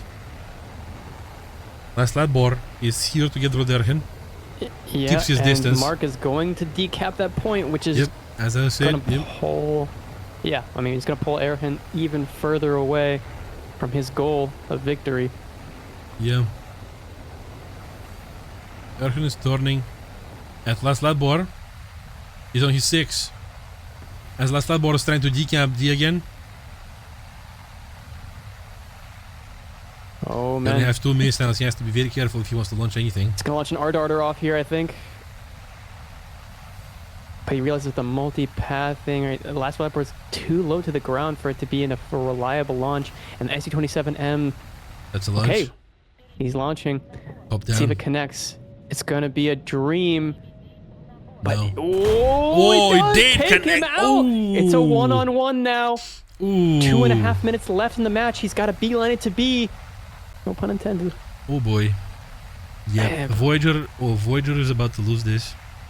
Well, they are going to. Yeah. The points. Voyager is too far. Erhan is too far. Erhan is too far from the B cap. He's not gonna stop this. I think he might be able to make it. You think? There's a chance. I don't think so. I believe. Such a doubter. Such a 400. doubter. No, 336 tickets. Okay. But then we see Mark A just decap, going yeah. for the decap. Yeah, that's not going to be. That's not It's going not to going to be be good, especially with only a 9M left. Yep. Well, wasted time. Initially decided to go for the strategic play, and this turned out to be very good for them. Popping air brakes, staying within the B cap is going to be a very difficult situation for Erhan to pry Mark out of. All Mark needs to do Especially- right now is to run, basically. He has 1 minute left of the match, and he decides not to run. He doesn't run because he doesn't. he's He going just at needs to him. hold the cap. Yeah, and that's all she wrote. Boom. Goes for the merge. Yeah, just like the Russian P40, what was it? Yeah. They're like kilograms, pounds, what's the difference? Go kilograms. It's 500. And it is also premium. Yeah. Yeah, yep. Alright. No change.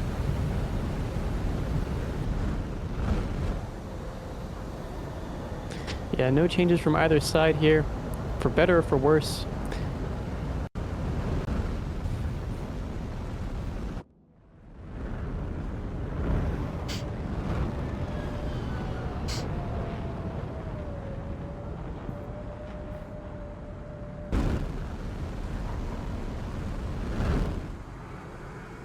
We're going to see the dispersion of teams very soon. Also, just to mention that sometimes the system from you claiming a drop to getting it on your account can be a bit slow, so just have patience. If you don't see your P51 that you've been eagerly waiting for instantly arrive on your account, it will get there. I would suggest if you don't see your drop on your account in 1 day, maybe then join our official Thunder Sports Discord and file a ticket over there. Yep. But I think it's going to arrive in faster than 1 day. It's either supposed to arrive quickly, normally, right? Or maybe a couple of hours of wait.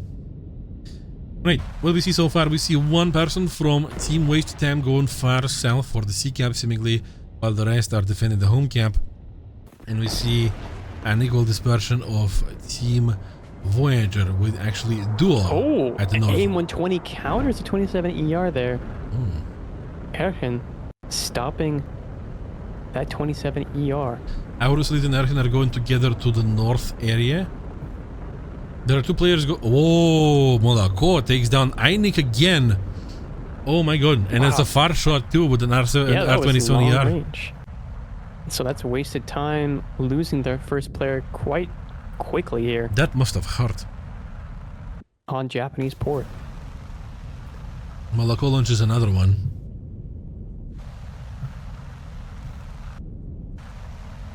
Is it going to be successful too? Probably not, but still. Could be.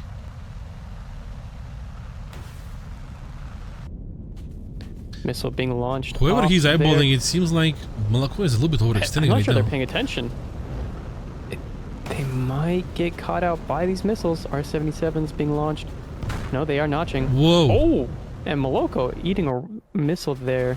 Yeah, from Mark 39 Rus, yeah. So it Severely looks like damaged. Moloko is going to go down there. No tail control. Yeah, he overextended. And now we're going to see a bunch of dogfights right here. A clash.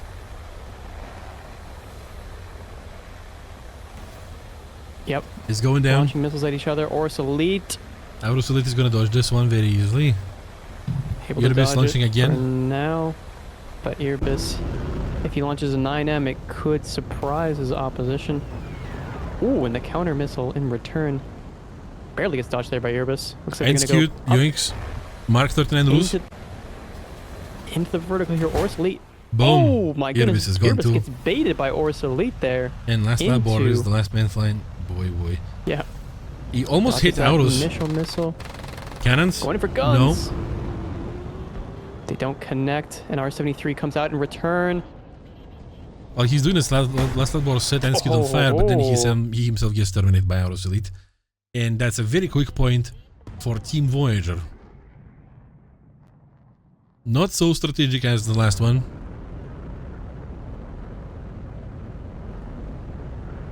Oof. 14 wasted That time. was a GG for Voyager. very, upsetting match there for the wasted time fans. Yeah, it seems like Team Voyager does much better than Team Wasted Time in...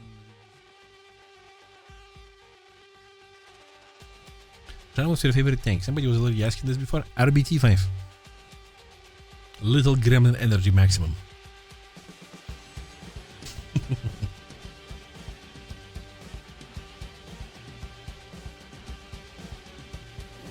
Alright. Once again, no difference in the lineups of vehicles for both teams.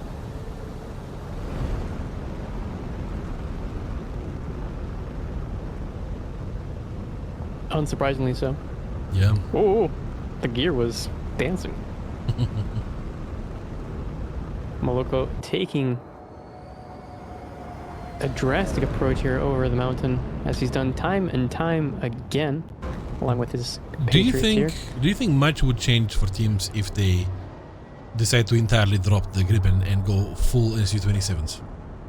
Yes, I think that the Gripen has a very important impact, or an important role in the match, which is that it goes below these missile buses and allows for surprise attacks where surprise attacks were not expected.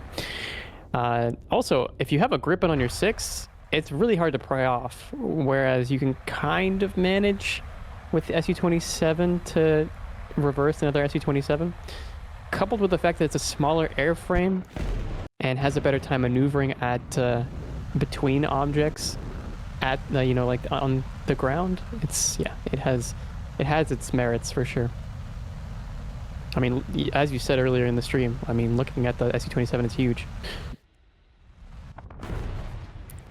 In any case, looks like we're going to be seeing last Vlad Bohr kind of angling himself away from the opponents, maybe starting to push towards C, maybe just notching a missile, playing defensively for sure.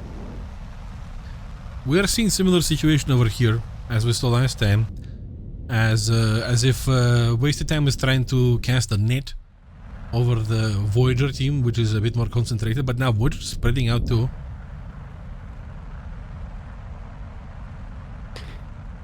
Yeah, 14-kilometer lock there on one of the opposition, and that missile is still coming in on Moloko. I think he's able to notch it though.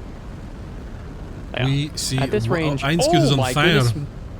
Yeah, to Mark 39 Rus. Okay, so that's gonna be first blood there for Team Wasted Time. Complete parallel to what we saw earlier.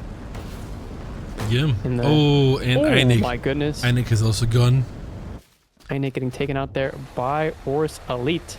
3 So they to clap 3. back.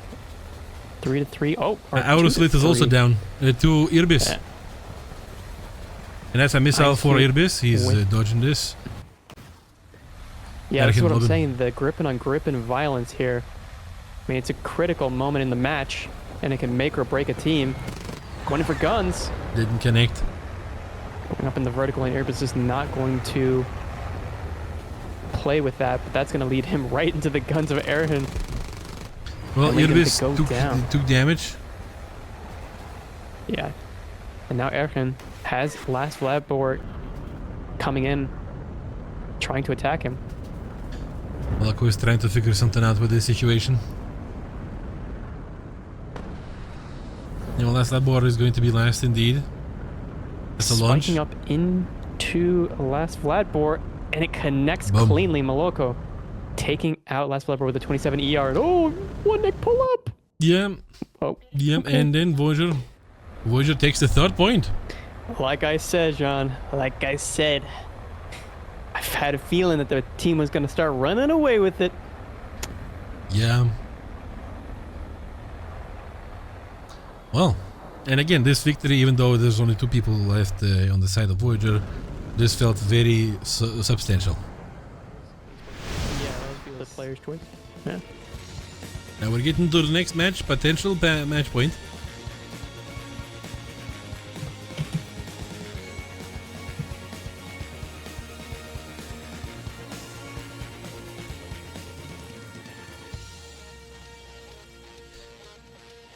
Any change in tactics, I wonder.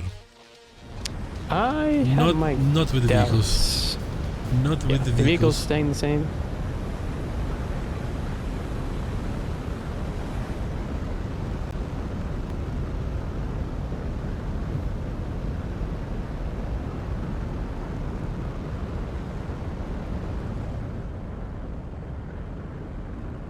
And in terms of formations as well, Oh, so What are far we it's seeing? hard to tell.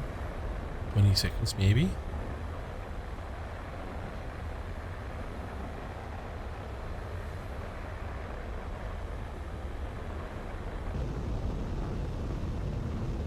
Somewhat of an equal dispersion from wasted time. And 2 duels from the side of Voyager.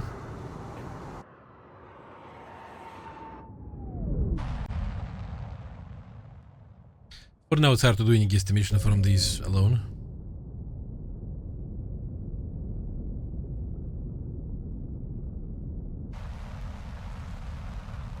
all right, the caps being taken at the same time, so they're Missiles well off. a little bit Well, that's little bit of take a bleed there from Voyager. But yeah, launching that missile off early. We've seen the R-27ER be very potent at long range before. See if it happens once again.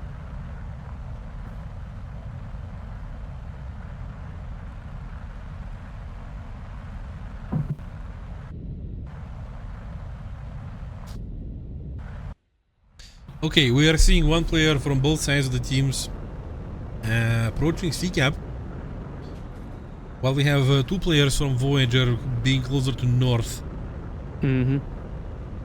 and 1 in the middle of the map, while on the side of wasted time we have 2 people closer to the middle and 1 person at north. We see missile violence. People Yeah, are a Damon bit 20 taking out an R-27ER, and there might be a bit of contention there at the C-cap. That player on from Voyager is going to get isolated here Yeah, it looks like out it, in the ocean. unless a player from Voyager in north is going to engage and do something, Mm-hmm. which might not happen actually. Einik looking at Malako, launching. C-cap is going to wasted time. Mark launched the missiles at Einskute. Ooh. Malako And is it's going to come damaged. down to a merge. Mark is going to clip Boom. the wing off of Einskute, but he's going to softly land in the ocean. Mark is gone and Einskute is gone, and also there was damage on Einik, I believe.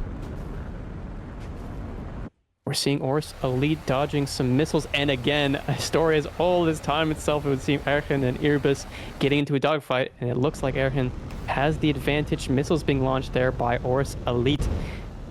Onto last Vladbor, and he has to be careful to notch those. Does successfully notch it, it would seem, and he's going to third party this dogfight. R73 comes out on Erchen, Boom. and he has Erchen gone. nothing he can do about it. Malako damaged again and Irbis too. Ooh, yep, Maloko gets set on Back and fire forth. by Oh my Irbis. god. Everything is on And fire. the jump scare missile comes right at chat. Aurus is the last man standing for Voyager. Launching a missile at Nick. R73 Misses. ooh, pre-flared, it would seem, and now One Nick has the advantage here. And look at how many R73s he has. R77 out and an R73 as backup, I would imagine. Boom. And boom. Down goes Ors Elite. That is a point for wasted time. Okay, well, maybe Jean-Claude was right. Maybe I was wrong. Last Blabor here might come give his teammate a celebratory high five. That seems They like just they're gonna be nodded peaceful. each other. Okay.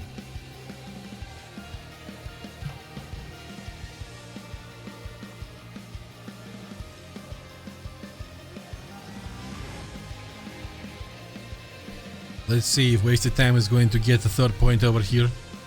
It is totally possible.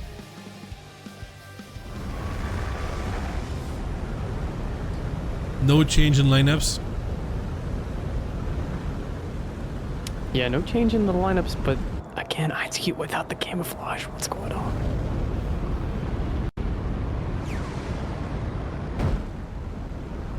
This might be why they can't seal the deal.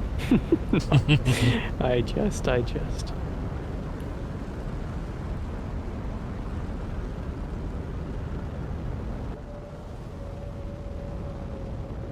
All right, looking at the way that the teams are positioning themselves thus far, it seems as though Voyager's going to come in grouped up. IGNISAVIS slowly separating from the team, but overall, a pretty good grouping here comparatively to Team Wasted Time, who's got the 3-pack going on, and then you have obviously Mark separating from the rest, launching missiles off already. Might be a 27 ER or maybe an R77. Yeah, Mark is going far. But the rest of the team was very tight-knit. I wonder where this is going. Mm-hmm.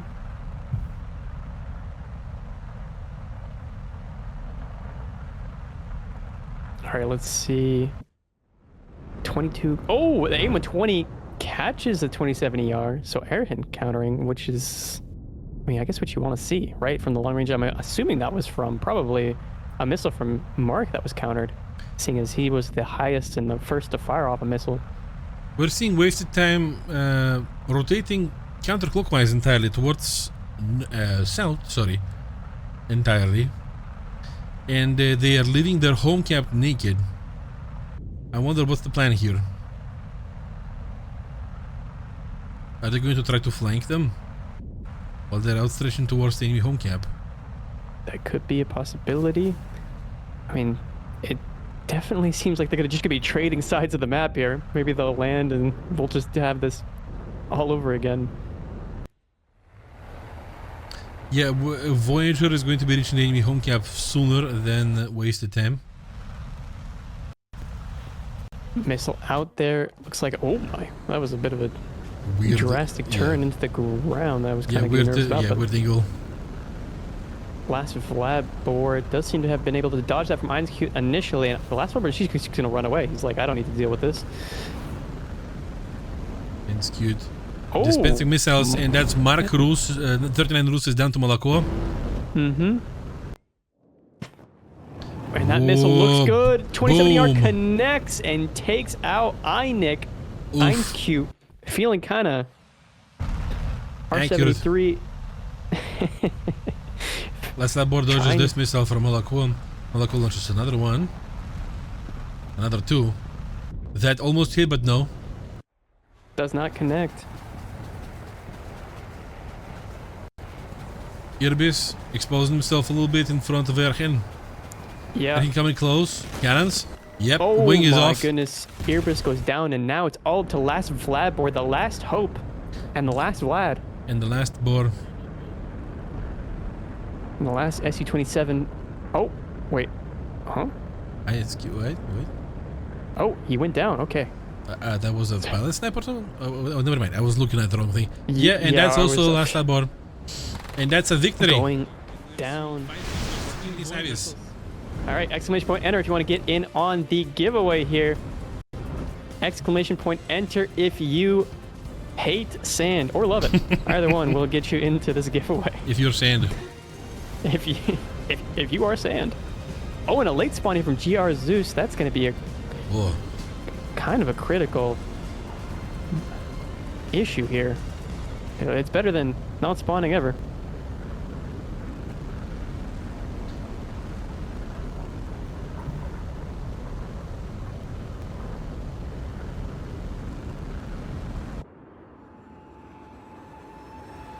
Yes, the configuration on both the teams is just persisting throughout the matches, really, throughout all the teams. It's 3 SU-27SMs and 1 Gripen, both for IGNISAVIS and 5 sticks, and basically almost everybody in this tournament.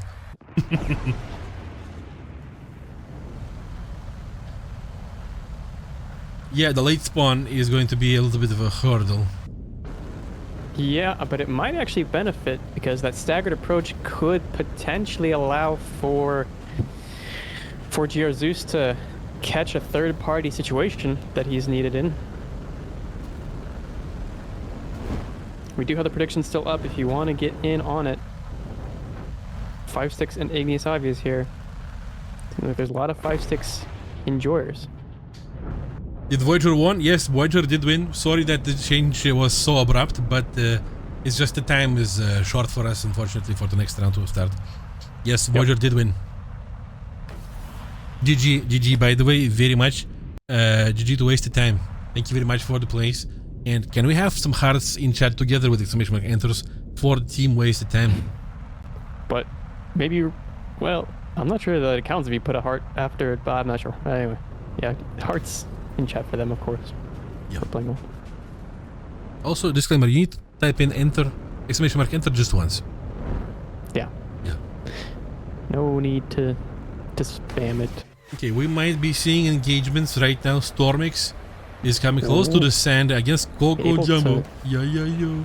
Able to pull that missile into the dirt, and kind of a faulty missile there. Going in for guns, but Stormix misses. Could and not now it's catch going to him. come into a dogfight, but Coco Jumbo has all of the Hey, positioning Optman here on yoinks Zeus. 9M will be coming And Carlos out here. takes Telch. Our darter coming out there actually. Oh my god, is that gonna... No, it didn't. No, it gets blocked. And that missile does do some critical damage to Stormix.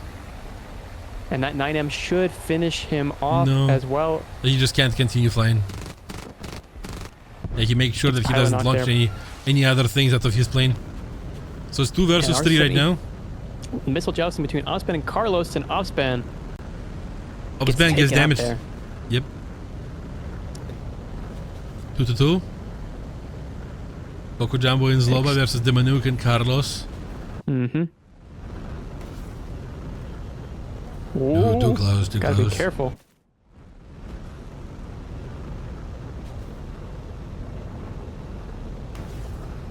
Walking another missile onto Carlos here as he's in a fight with Coco Jumbo, and he's distracted enough to go down to Zloba. Yep, Carlos now the next down. victim, Demonuke, and this is not looking good for Demonuke. He is trapped within the missile sandwich. Almost, but no. Takes a bit of damage there, critical damage, and that's going to be it as Coco Jumbo comes in behind and that's going to be cannons. More than likely hits him with the cannons here. Yep. Yeah. Down he goes, and Coco pass. Jumbo Perfect pass. Seals the deal. Coco Jumbo spends the last ammo. 5 sticks, get their first stick of the round. Mm-hmm.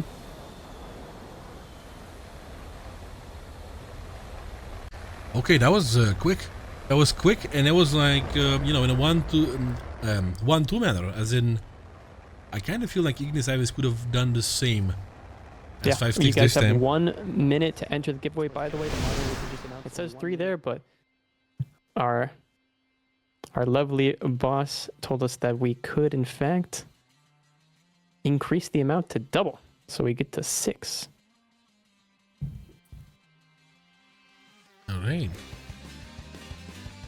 I'm going to refresh my tab because it's lagging after all the exclamation points.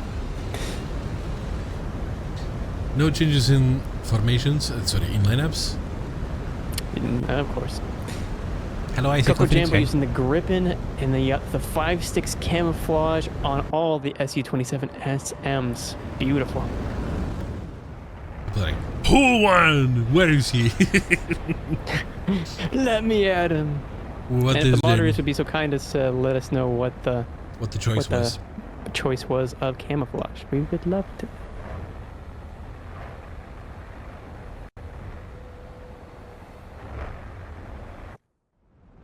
I want to speak to the man who won. That's real get your manager type energy. Yeah, some kind of stern talk happen or something.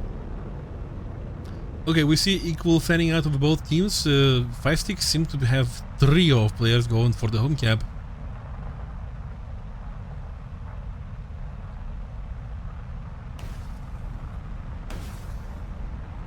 All right, missiles being launched out there. Some high fives from Carlos. Yeah. 27 ERs.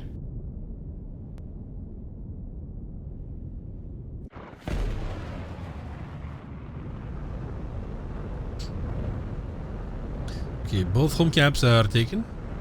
And it seems that IGNISAVIS is a bit closer to the C cap right now. And there is no friction from 5-sticks about this.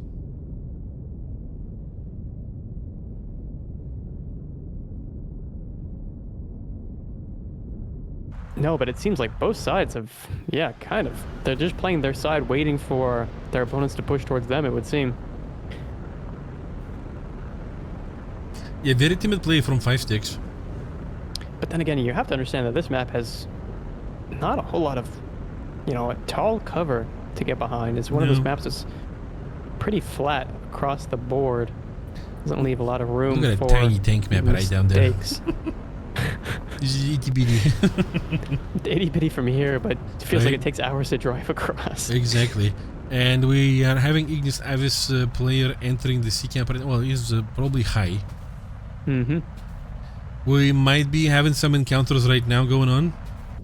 Opsman eyeballing somebody from the enemy team very close and going low. That's Stormix. And Coco Jumbo is down there too. Ooh, missiles out. Coco Jumbo dodges. Stormix is very close to the ground. Also dodging, but look at that. He's just set himself up perfectly for Stormix. That missile going in for guns. Coco Jambo doesn't hit, and he does dodge. It looks like he was about to crash into the ground, but no. Yeah, a counterattack here from Coco Jambo. That missile looks good. Oh my god! If that hit, that would be crazy. Another lob there from Coco Jambo, not letting Stormix get away with it just yet. Carlos sending highs. Yeah. Oh, the Manuk is down to Telch. Oh. And Opsban is also down. Oh, Carlos is sending missiles from directly above onto Coco Jambo here. Seems to be able to properly dodge those missiles. That missile went somewhere. It looks like Carlos is now kind of pondering what he should do here. It's a 3-on-3 as Stormix playing with fire. Yeah, with sand. Rather sand. Yeah. Nice. Missile being launched out there on Telch. R77, I would imagine. Coco Jumbo is damaged by Carlos. Is on fire and he's down. Telch is now on fire to Zeus.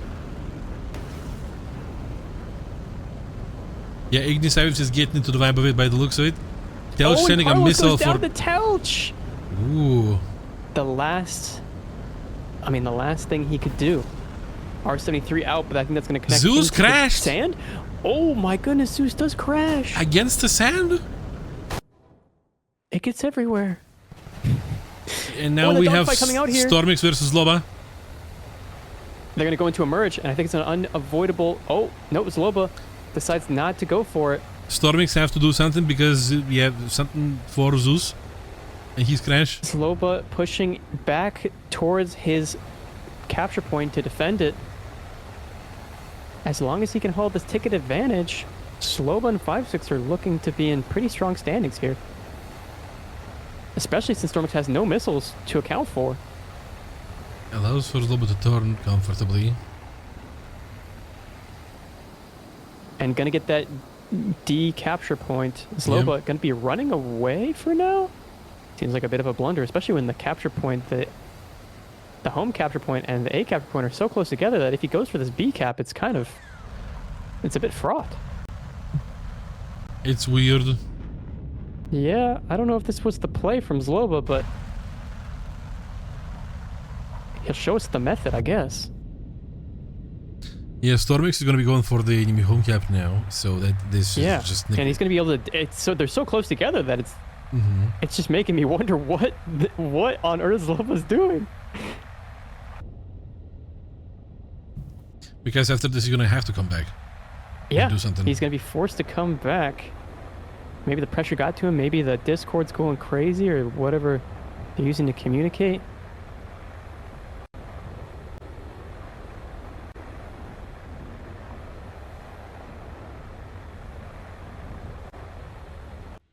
Yeah, now they're going to converge in the middle of the map and decide who's going to win this. But look at that one-man ticket bleed. Zloba's put himself in a position where he's pressured to go for one of these caps lest he get into a dogfight with a superior dogfighting vehicle, aka the Gripen, aka Stormix.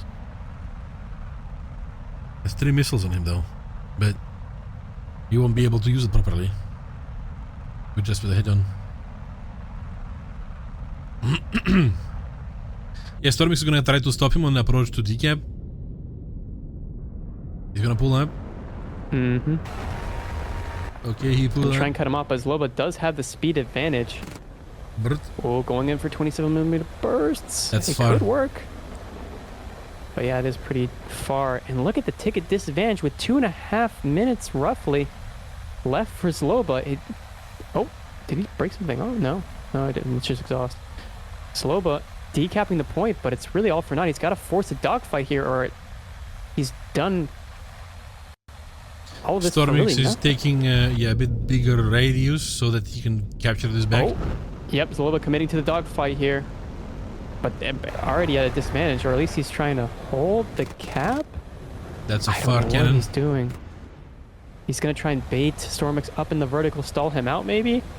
He doesn't have any missiles, so that could work, but Stormix is smarter than that. Yeah, because But otherwise Zloba would be dropping on him with the missiles and everything. Zloba is dropping in now, but realizing that Stormix is just kind of baiting back and forth. This is not looking good at all for Zloba. No, another cannon. It's not Zloba. Stormix at some point he's going to be running out of ammo too. Yeah, but it's not before No. he claps Pilot the snipe. Down goes Zloba to one Good of the play. most confusing. Very good. The matter of dependency is what we're going to be talking about exactly. But yeah. Yeah.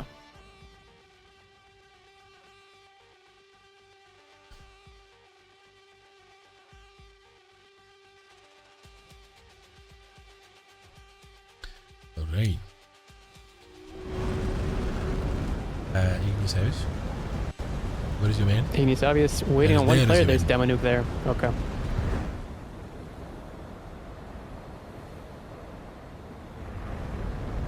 No change in lineups. No, it doesn't look like it.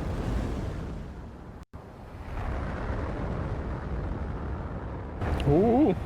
I don't know why the camera angle made it look like he was going right for the hangers. Back to hanger.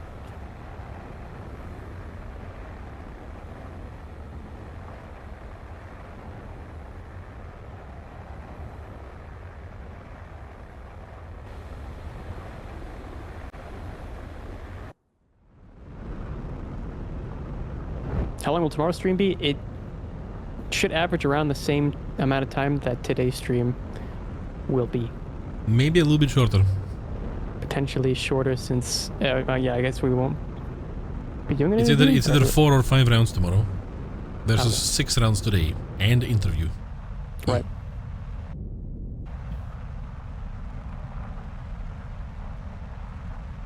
Plenty of time. High fives are going off. Mm-hmm. On Zloba. Bone caps are captured. We have one player of each side coming for C cap.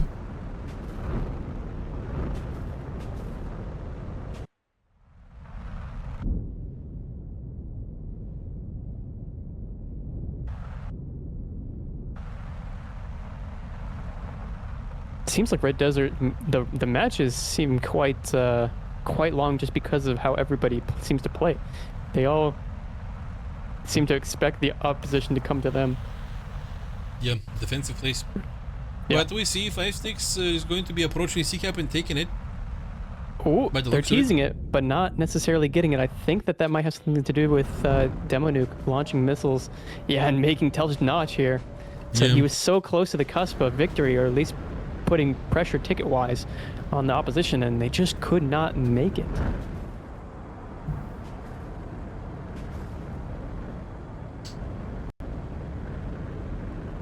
We might see engagement near the B camp right now. Coco Jumbo. Opsban is on fire to Carlos. Coco Jumbo is being chased by Stormix. That missile is going to go... that missile looks good. Whoa, and it connects. It connects, and I don't think, there's any way you can recover from that. Hey, he's limping along here. Yeah, I'm not sure if for now. long or not. Zloba is on fire too. Oh my god. Yeah. And Opspan is damaged and Zloba is on fire and Telch is going to be the only one. Never mind. Telch is gone to Demonuke. Wow. Just evaporation of Team 5-6 over here. My goodness. And just cleaning up the kill here, Carlos launching all of the rest of the missiles he has. Wow. IGNISAVIS takes the point so quickly. Yep. Not even 2 minutes have passed. Impressive. Impressive. And just to mention, the P51A did show up in my composition changes have been none whatsoever. Coco Jambo and Stormix being the only outliers from the SU-27 hordes.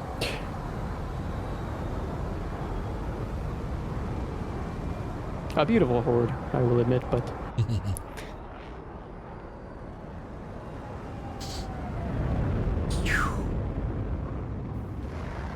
Did you do the chat right now? Did you hold your hand up like a little airplane and fly it by your face? As a native Russian speaker turned English language teacher, your accent fooled me completely. That's impressive as hell. Oh, thank you. Thank you. I thought you were Scottish. Well, master degree in linguistics over here. Yeah. Oh, first missiles out from GR Zeus. Half. Launching what I can only assume is a 27. For the gifted subs, you're all very kind. Thank you for supporting esports like that. Thank you. Thank you for the gifted subs. Level 4 complete. Level 5. Alright, home camps are going to be captured. 5-6 is a little bit more dispersed. Even though both teams have somebody approaching the C cap, that missile is very far from the enemy. But it's creeping. It's like a crocodile.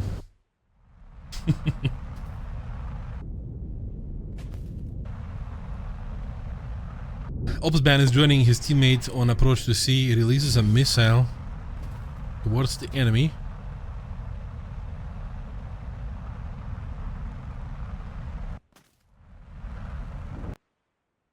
Let's see if it's successful here. Demonuke damages Telch and then goodness. Opsban destroys Demonuke. Okay, so the counter launch there. The Telch also has no wings. Yep. Okay, the wingless. It's like a half-finished rotisserie chicken. Or an overcooked one at this rate. Yeah. And GR Zeus looks like he's trying to size up his opposition here.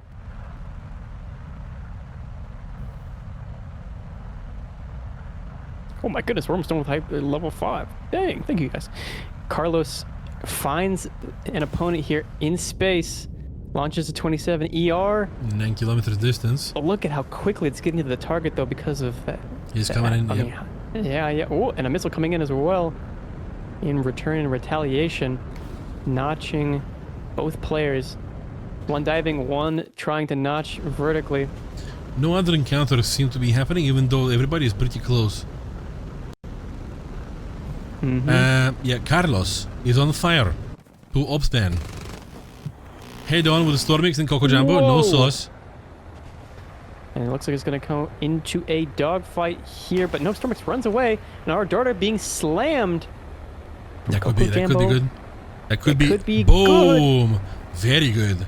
Coco Jumbo takes out Stormix with a pilot knock, I believe. Yeah, Carlos is on fire too right now, and GR Zeus is the last man flying on the side of IGNISAVIS. 3 versus 1. Yeah. So the back and forth action between these teams cannot be understated. It's very reliable.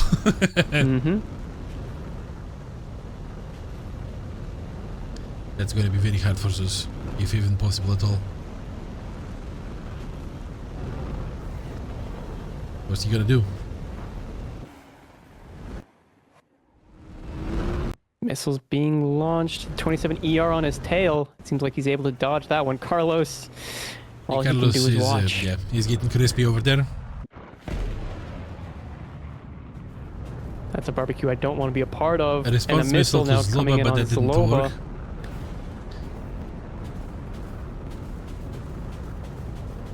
Ooh, close. Ooh, barely dodging that missile, but Zeus is just unrelenting, putting tons of pressure on Zloba here. And Zloba's going to be very slow. It looks like he's... Oh, no. Zeus gives the angle to Zloba here, and I think that's going to be potentially lights out. No. He's not careful. Coco Jumbo cannons. Oh, no. Zloba, that's a missile. Doesn't hit at all. Oh, my God. He's dancing around like crazy. Zeus is launching at Coco Jumbo. That missile doesn't know what it's doing. Whoa. Oh my God! Where did I even go? Coco Jumbo coming in behind Zeus here, and that might... Yeah, that might be it. That might be it. Opspan coming in. Opspan! Watch out, watch out! Comes in from left field. Takes a right wing and an engine off of Zeus, and then looks like Zloba gonna clean up the kill. Oh, Zeus tried his best. Zeus tried his best. Definitely did.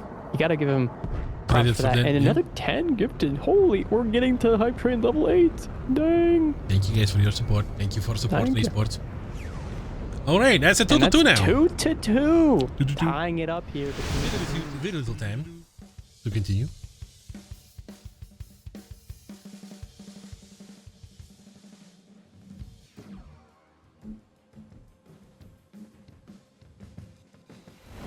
Jean looks like a good man. Thank you. Thank you. What was the message? Jean looks like a good man, he said. He is a good man. Maybe he can. He's a good man. You're a good man over here. Yeah. You're a good man. Jurassic Park can play good man. Grottle good man. Alright. Our Esports boy is good man. So, how is this going to shake up?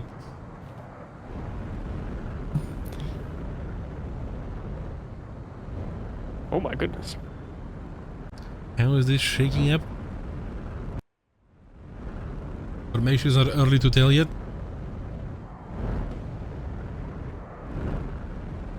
Well, so far, the overall spread on the map is ringing quite similarly to what we've seen previously.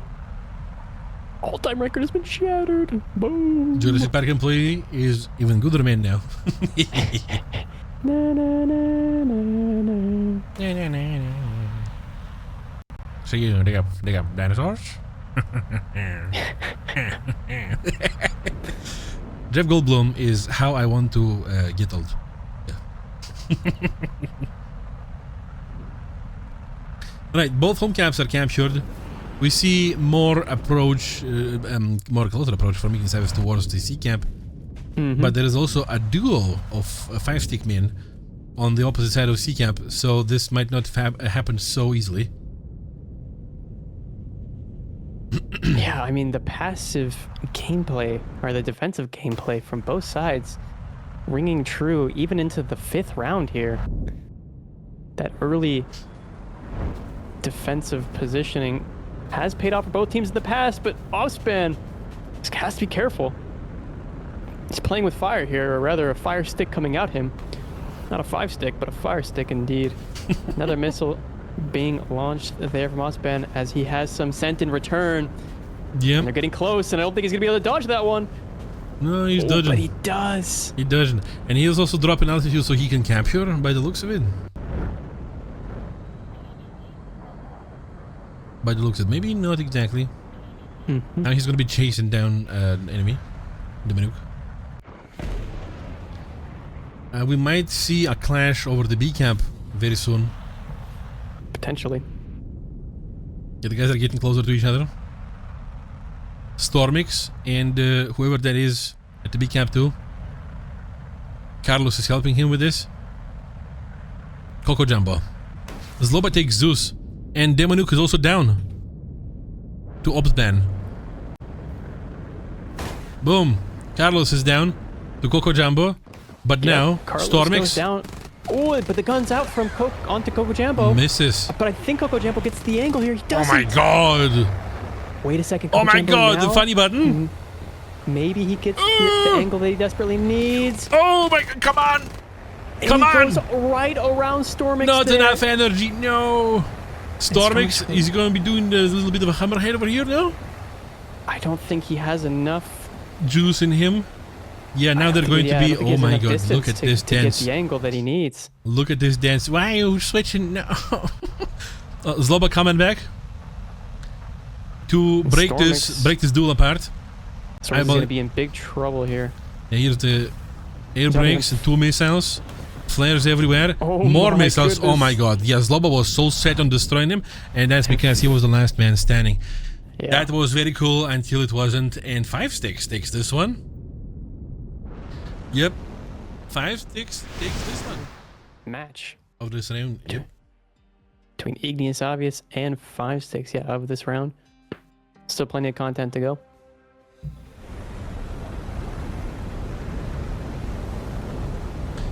Okay. No changes.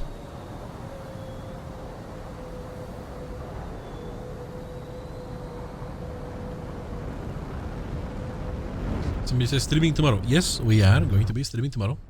Tomorrow we're going to see the final of the Air Superiority type tournament within the WTCS Grand Finals of 2025. The next weekend is going to be mental, I bet. I bet. Oh, yeah.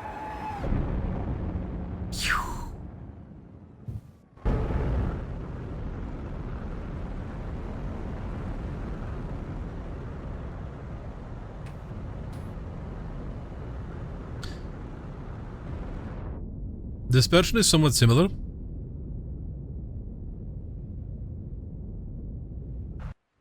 Yeah, not much of a change overall. No. I'm assuming we're going to see defensive strategies from both sides once again. Obsban is sending a high five. One of his 5 sticks, you could say. Yeah, multiple sticks.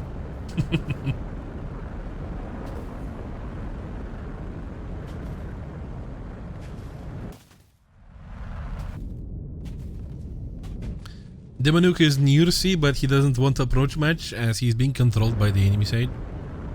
Yeah, there's 2 players out there on the similar line, so I'm assuming he has 2 players eyeing him with the radar, and he knows better than to try and risk it. Yep.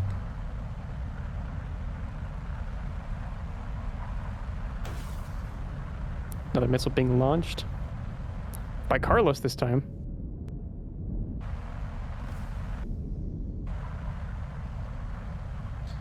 The center of the map is about to become very hot, looks like. 2 players are coming at each other very fast. Oh, no, a 5-6 player is turning away. Oh, and another missile coming in, and I don't think Carlos can dodge that. Maybe he can. Oh, He you can, that hear passed by. whizzing by Oh, there. but Telch though takes the missile from Zeus. 27-yard lethality continues to be a wonder.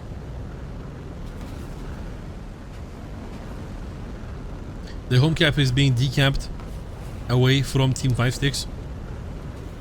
Obsban is lobbing everywhere. He might be catching a missile soon, potentially. No. No, Carlos misses that. Uneasy events are happening between Coco Jumbo and Stormix.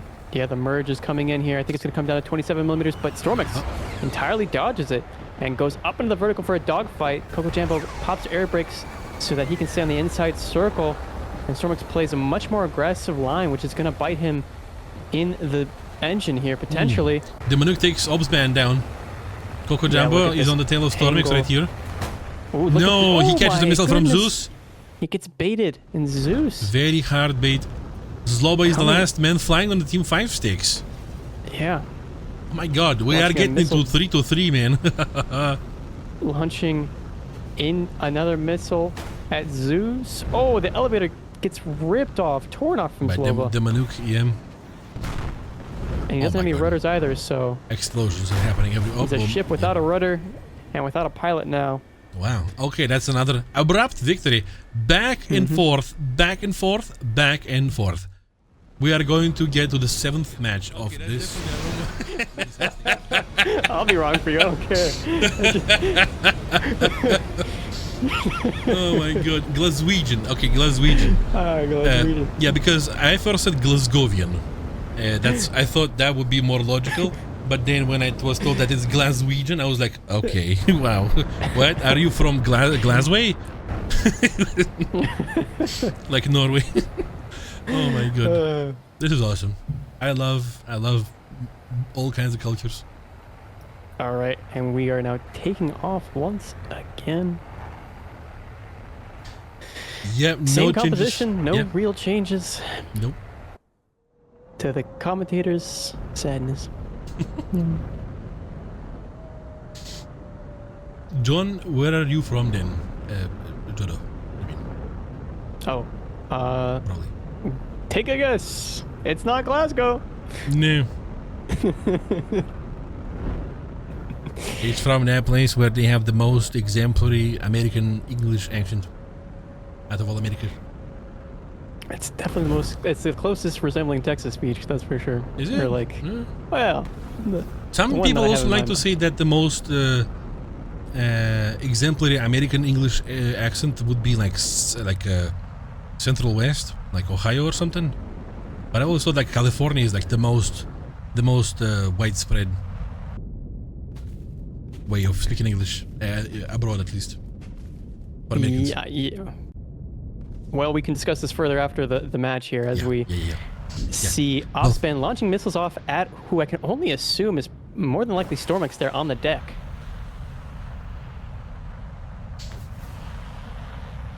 I mean, yep. High fives are coming up from Zeus.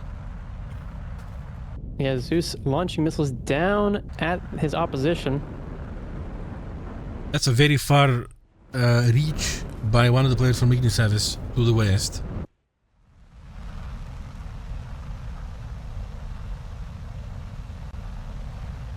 Kind of dangerous, I would say. Carlos looks like he's finding an opponent off to the side there. I really can't tell without the radar. Ah, yeah, he launched maybe an R-27T. Oh my gosh. Telch, Demonuk is down, yeah, and then we see Stormix overextending real hard. Dangerous. Well, actually, no, he's getting together with his boys. That Coco Jumbo is in danger now. Separated out. So right now, it's looking kind of worrisome here for IGNISAVIS. Stormix is going to be getting his cannons on Coco Jumbo. Boom. And he cleans Coco Jumbo's wings off. Yep, 3 versus 3 now. Oh, missile still being fired from the corpse of Coco Jumbo. Doesn't want to go out without a fight. Poco missile. 27 ER. Oh. Does not connect. Oh, who is that facing each other at the B right now? At B, it looks like that was the mixture. corpse of Coco Jumbo. Yeah, never mind. Yeah. But it looks like everybody there at B themselves are IGNISAVIS players, which is going to put the ticket bleed further into the advantage of Team 5-6. And that first kill that we saw good looking might not have been... Oh boom! my goodness. That is a good build. Without any contention, really. Upspan is gone, and then Carlos is also gone. Okay, so it's a 2 versus 2. We're definitely seeing IGNISAVIS in a disadvantage now because of the fact that Stormix has no missiles left on his aircraft. And look at this dive here from Zloba, but this could be a critical moment for Zloba to take out Stormix potentially.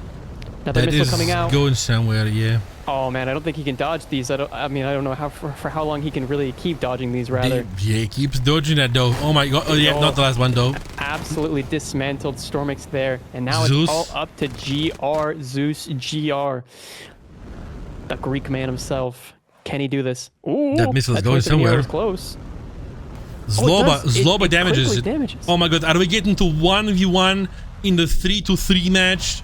In the match point? Oh my god, dude. I don't know. Yeah, we are getting to 1v1. Telch has to make a move here, but I think Zeus has the advantage. No, wait a second. Zeus doesn't have any more radar missiles.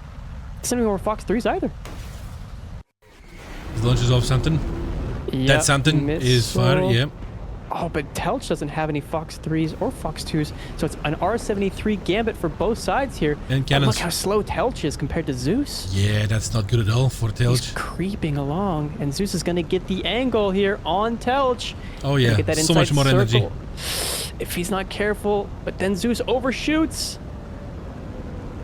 Goes back up. Yeah, this one is into going the to be vertical, it. This one is going to be it. circling around his prey. Telch is so and Telch- slow, that's crazy. So slow. He's gonna belly land or something? This Yep, is gonna that's be it. Oh Balance my, snipe. the pilot Paceful. snipe. And then Wow. the points too also drain. The points too also drain. And the Cobra at the end. Yep, our director doesn't have the info on the score yet. They're gonna get the score Alright. soon. They're gonna fix it. Don't worry, guys. Don't get confused. All right, what do we see? We see the classic on both sides, Voyager and Elite, with the 3 Su-27 SMs and 1 Gripen.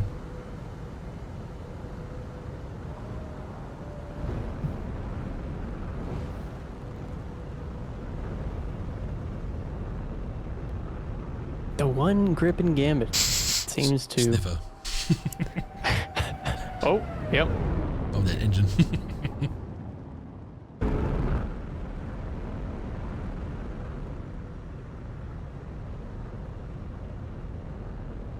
Alright, we're going to see formation soon. We see somebody from Team Elite going further away down south towards the sea cap.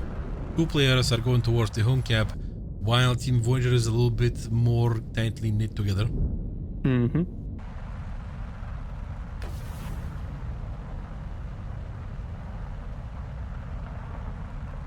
Handshakes are being distributed by Volkadev. Yeah, Volkov early launching a 27 ER, it seems. That did get the longest range kill thus far in the match. Yeah, this time we're not seeing Volkadev going far north doing something funky. No. But speaking of something funky, we are seeing it kind of right now, as we're seeing a very wide spread in between the 2 groups of 2 on the side of lead. Potentially that could lead towards 4 players of Voyager just pouncing on the first half and then the other. But we'll see. Well, I mean, these are some crazy drastic maneuvers from Horus Elite already. He does have a Vigan locking him up, but or sorry, Ergen. Gripen locking him up. Ergen with whoever that is in the front, I can't see yet. No, Ergen Whoa. versus no sauce. Signy Almost sauce, but no sauce. Comment. Yeah, Signy Comment is going to keep extending forward as Horus Elite. Oh, Ergen lost all the energy with his turn. Yeah, he did pop air brakes as well. But which then was a bit of a nobody's mistake. going to be capitalizing on this so far. Malakoa takes down Volkadev, even though he didn't We go got- north.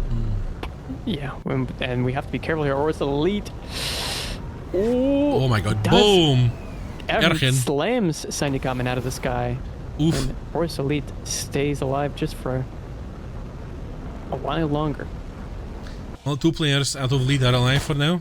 Oh 1 my player out of lead goodness. is alive for now. It's a complete dismantlement here from Voyager. Yeah, Ice is on fire to Steamy Rock. But then there is 3 more players to deal with, and he has 4 missiles. That's 1 more than needed, right? What's the plan here? Capturing the home cap? Decapturing, sorry. Decapturing the enemy home cap. Yeah, I mean, that's the only thing you can really try and do is at least decap it, but he doesn't even have enough time to fully decap it now. Whoa. Simrock seems to be going on one last joyride, knowing that this could be the end of this round for him.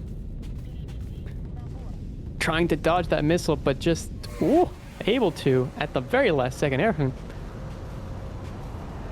to be locking in behind the 6 o'clock of Stimarok here, and I don't think he's going to be able to manage to get out of the grips or the jaws of death here, the jaws of defeat. I think that was a maneuver kill. Whoa, Wow. I was a believer for a second there that he was able to pull out of that. Yeah. Oof.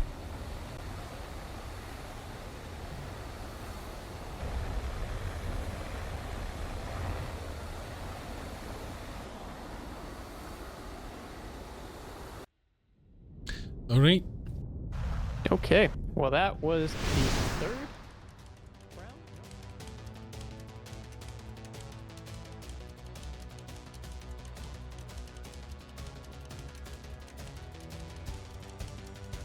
All right, getting back in to what could be a Voyager landslide here. If Lead is not able to bring it back in some meaningful way. Yeah. Let's take a minute to see what kind of formation the guys are going to choose.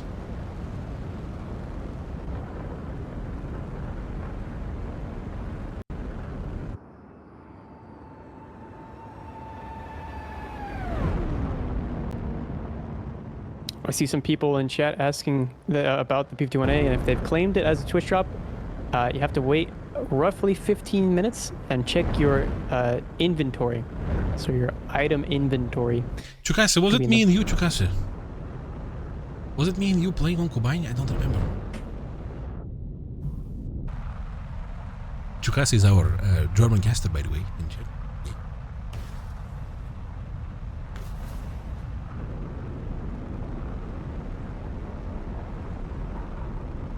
Bomber duel? No, not the bomber. I remember it was tanks. But bomber duels were also crazy. Yeah. Bomber duels were also crazy. I remember how me and Zerbach, we won the tournament of flying boats. Alright, what do we see? We see a group of 3 people. At someone at the harbor. Group of 3 people of Team Lead going for the sea camp, while there is one loner on the home cap. And we see AIM-120 countering an R27 ER. And we see a bunch of Team Voyager getting somewhat close to each other in area between B and A. This one player who is left on A might not have it nice very soon. Very interesting tactic over here by Team Lead. But well, I guess they're trying to do something. They're trying to cook it. Missile being launched out from Moloko.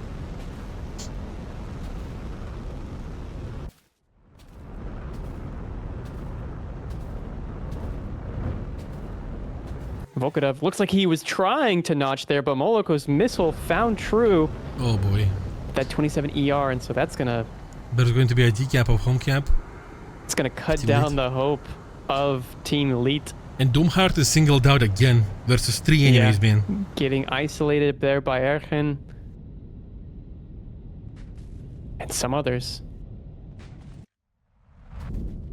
Stimarok there, out in the fringes of the map, trying to notch missiles. My god, Doomheart is not gonna have it good at all. He's getting chased down, missiles are flying by. I hear the missile whizzing by there, and he's gonna start pulling in to try and get some hard cover with the mountain, but it's not gonna be enough time, and it's gonna cut him off. Boom.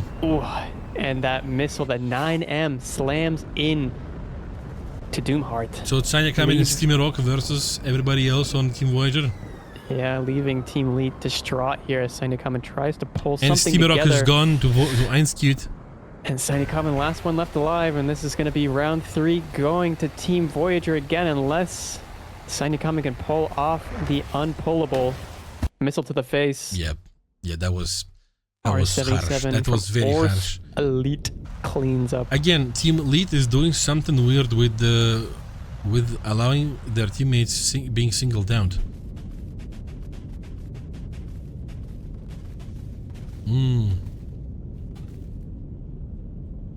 Well, 3-0.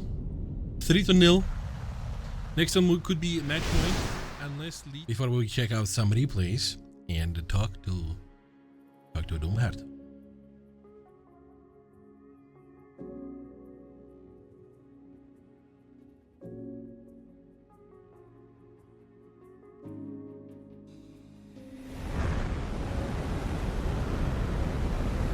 Composition is the same. Mm-hmm.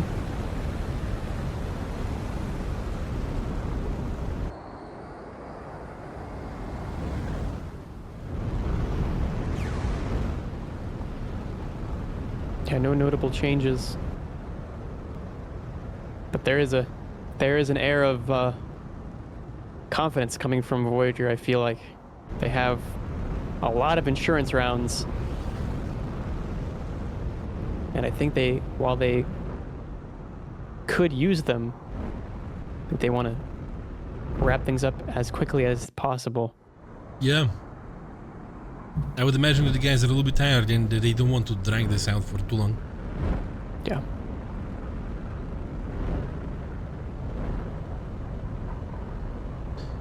Straight line of team lead is going forwards. A bit more of a wrinkly paper of a Voyager formation. Coming too. Mm-hmm. Somebody from lead is heading towards the C cap. Potentially 2 players. Lead is now potentially getting 1 player singled out in the north, but they are staying at the cap.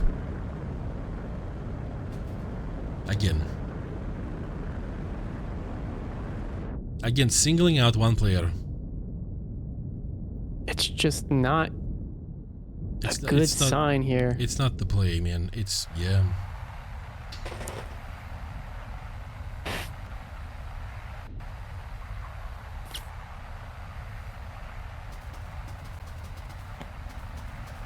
And it's even worse sign that they are spreading so wide. Yeah. Across the map either.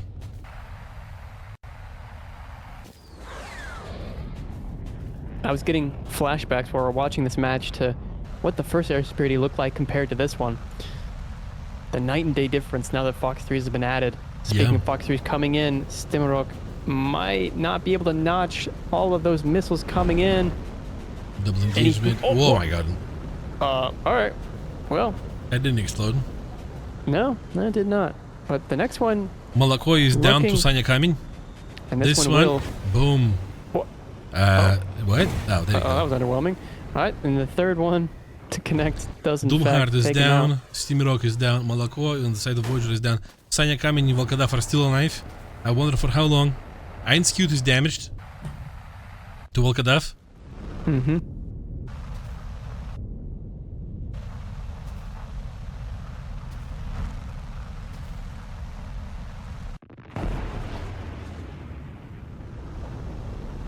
Missile out there on Volkadav.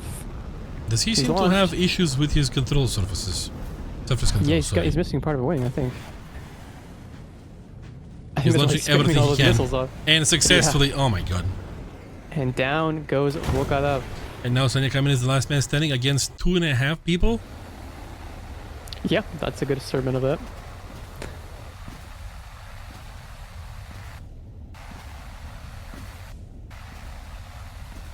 And look at this. Encroaching in Sanya Kamin. Look at an trying to attack Einskute, who... Oh my goodness! And here goes the wing. And here goes everything. Elite with the slam, and that's a 4-0 victory for Team Voyager. Wow. Color me surprised. Me too. I did not expect that this would be 4-0 at all. Yeah. At all.